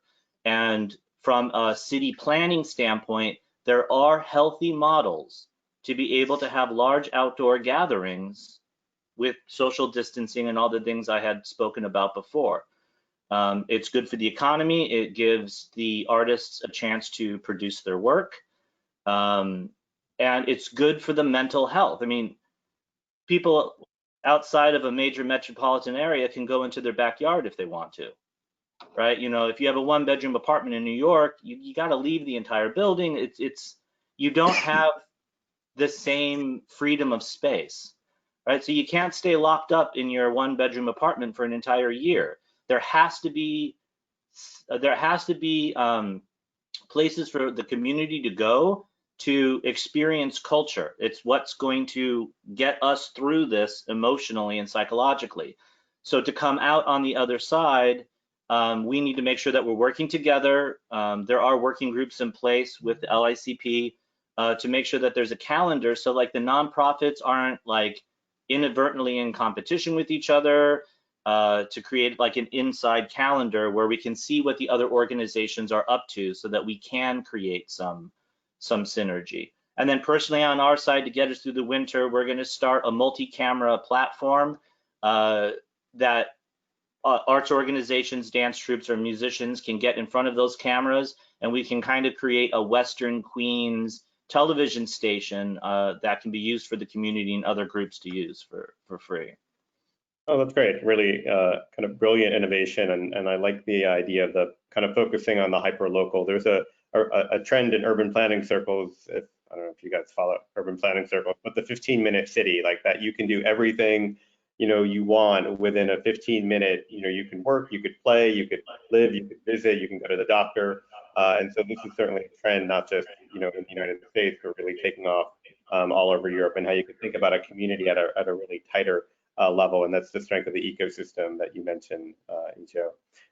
Cynthia, pivoting to you, certainly, you know, restaurants, as we said, were really hard hit. There have been a lot of attempts at programs to support them, from, you know, payroll protection, a lot of attention on open dining, for example. So tell us, you know, in your estimation, like what's worked, what hasn't worked, and what should, you know, government and others be focusing on in terms of supporting small businesses like yours? Thank you. Thank you very much. That's a really good question. And to support Mr. Wheeler, that's number one. Working together is one of the way we are gonna come through together. For example, I was telling my mom, you have a face. What your eye does, your nose doesn't do what your mouth does, but it all comes together and you have a beautiful face. So one of the things that I think we should immediately is a relief in terms of the landlord. You know, we have fixed expenses, costs, and that is what number one is causing this ripple effect, because we individual business owners, as I spoke to Rebecca, as I spoke to the Jacksons, we are trying to negotiate or trying to see how we can work it out, because there's the aftermath of COVID and it still hasn't gone away. And we've been restricted with 25%, 10%. On top of that, there's no, if we actually do the calculation, even Shake Shack had to give back that $10 million. So it's not really going to the small businesses. We are the community. We are the ones that that are the small businesses are the ones that need to be paid attention, the minorities. And we are asking for help, because this is going to happen a ripple effect if something is not done immediately. For example, yes, delivery, takeout, but Growhub with the 15% or 30% commission. So every plate that you give, you're not really getting anything. And the expenses and the bills continue to grow higher and higher. And then you're trying to find out how on earth I'm gonna take over, you know? So we have all business owners, we have sacrificed. For example, my mom and I, we got a loan, we're trying to see how we're gonna work that things out, and it continues to grow day by day. So unfortunately, if something is not acted quickly, we're gonna have to take a drastic decision. We do not want to do that. We're doing everything possible. Right now, I'm taking some coaching, how to do coaching virtually, because I'm not too good at it, so I can reach out, mostly because of my concern for women who are right now enclosed, who are crying, who calls that they don't know what to do, you know. And also we're going to start doing some virtual, maybe cooking lesson, you know, have to adapt to all these new ideas to try to pick how we're going to continue a little bit longer. But I am praying, I'm hoping that this administration, a new administration, please look out to these small businesses. By working with also non-profit and by work, it's all gonna come a ripple effect if we all come together. And I hope our restaurants survive here. LIC is a very strong community, and I must say it's very supportive. We cannot but everyone has a limit, you know, and if they don't get also money, how are they going to be able to spend it? So definitely we need, we have learned that the outdoor dining, I'm happy that it's going to be staying, but everybody has different dimension. Imagine I have a space where if it can handle, let's say 100 people, but outside I can only say like 4 or 5, and trying to make the distance, if not a ticket, or remember $25,000, the inspection go every 3 minutes. So it's crazy. So it's like you can't do this or you can't do that, and you're getting yourself more in debt than what you're already in. So I hope and how many package comes in. And how many people are going to want to sit outside when it's 30 degrees out? Exactly. No one. Right. So I mean, we're glad the seating is there, but it's not gonna, it's not enough, because now we're gonna delivery and takeout, and also all these platforms, these small businesses have to depend on them, because this is what mostly people know about, but they don't know that actually the restaurant is not really making much money because of all the commissions that's been taken off. So it's now, would you recommend, Cynthia, that people call the restaurants directly instead of the Yes, the I would apps? use directly at their website, because mostly restaurants that put their platform is because it's more, you know, lenient, cheaper. So I do recommend call if you can, and if you don't, go on the website, because normally where we place the best media to place your order is through directly to the website. Okay. But and that definitely that would help a little bit more than what it is. And myself, I've been trying to negotiate with the landlord. Let's do this deal. He's been, oh, who's paying my expenses? So that means the federal has to do something, because if something is solved for the landlord, that's gonna come back to us. You know, they put in all the pressures on us, you know, and we are trying to survive as they are too, and they don't get it. It's a domino effect. and that Charles was talking about keeping things local as well. And what you're talking about, getting the information out to the tenants, I think needs to be a huge part of our push forward right now, is how do we get the people in the community to know about the businesses that are there? to let them know the importance of it. And it would behoove the building owners that their tenants are happy and involved in their community. That slows down their turnover rate. It makes the tenants happier to live there. It makes the entire place more desirable if there's a sense of community. So how do we reach the people who live in this community and let them know what services are available, what entertainment, and where are the good places to eat? Where can I get some good Mexican food? You know, they should. Yeah, I think there's a whole shift on, like viewing certainly the arts, and I would even say small businesses as, some degree of public services as well, in terms of like increasing the vibrancy of a neighborhood. Full disclosure, I don't live in Long Island City, but I live in Prospect Heights in Brooklyn, and the neighborhood is incredibly vibrant thanks to, restaurants and bars filling out. And I do, like you, worry about the winter, but I think your very, very specific point about you can be creative and innovative on the kind of softer stuff and, find other ways of kind of making ends meet. But, the fixed cost like rent is something that, if you can't negotiate that, all the creativity in the world, like you said, you're going to find, hit a ceiling. We are very, very quickly hitting the end of our panel, but I do want to do one very quick round robin again to end. So just try to answer it in 2 or 3 minutes if possible, or 1 or 2. We have elections coming up. We're going to have a new mayor. We're going to have largely a new city council. The most important thing you think the next administration should be focusing on for your particular area? And I will start with you, Bishop. Oh, wow. Question. What do I think the next administration should be focusing on as it relates to our work in particular? Well, it goes without saying that Urban Upbound is focused on breaking cycles of poverty for residents in public housing. So if we're talking about the administration, the federal administration, I would love to see President O'Biden. I gotta, I'm in my mind, I'm so connecting him to Obama until I'm calling him O'Biden. It's crazy. Anyway, I'm so looking forward to President Biden fulfilling his promise. He said these words: "Black people had my back, and I'm going to have your back." Well, Mr. President, 1 out of every 10 people in New York City live in public housing. Out of the 175 apartments in the NYCHA portfolio, a large part of those apartments are not meeting the living standards that we would expect. Let me put it that way. That's a nice way to put it. So I think that the disinvestment, overlooking, underserving of public housing residents. I was looking at the Netflix movie Barry, and one of my favorite actors, Jason Mitchell, was giving Barry, who is Barack Obama when he was in Colombia, giving him a tour of public housing. And he was showing him this is that. And he was showing him the shooting gallery. And he said, "Have you ever seen the shooting gallery?" He said, "No." And he opened the door and showed a place where people were using drugs with needles and whatnot.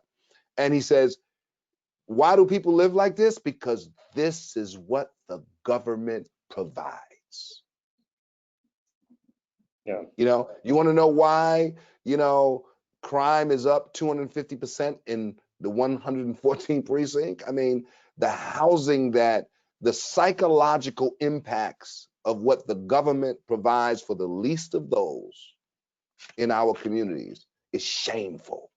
Okay. And I think that all of this stuff that people are talking is smoke and mirrors if we don't see any action, for people to have safe, livable conditions.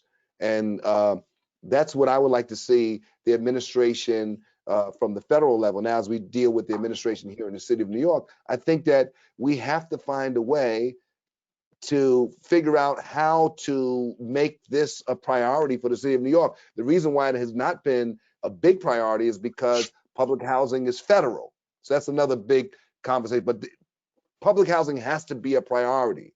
If you want to look for poor people or people that are underserved and overlooked, go to public housing. You don't have to go far. And, you know, I'd love to talk with Mr. Boyce and some of the things that he's doing. And of course, with you, Michael, because technology is so important, you know. And anyway, that's just thank you for a that. little I think what I'm thinking. To end. I think I'm going to get booted on the panel. But thank you all so much. This has been a fantastic and lively conversation that shines a light on many of the challenges. But I think hopefully we've taken out of this some new opportunities and new hope for solutions that will help get us out of this. I want to thank the panelists very much and hand it back to you, Liz.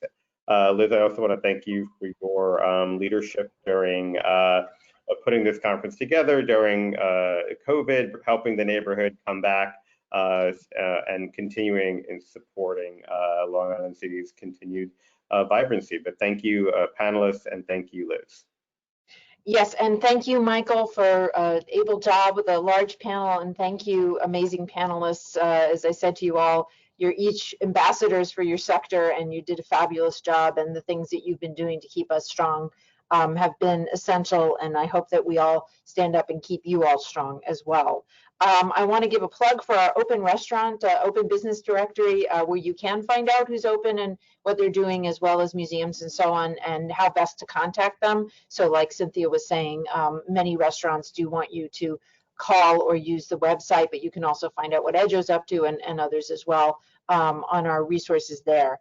I want to thank all the speakers on both panels. I want to thank our co-hosts, Modern Spaces and QNS.com, our many generous sponsors, our great event partners, our wonderful attendees. Thank you so much for giving us your morning.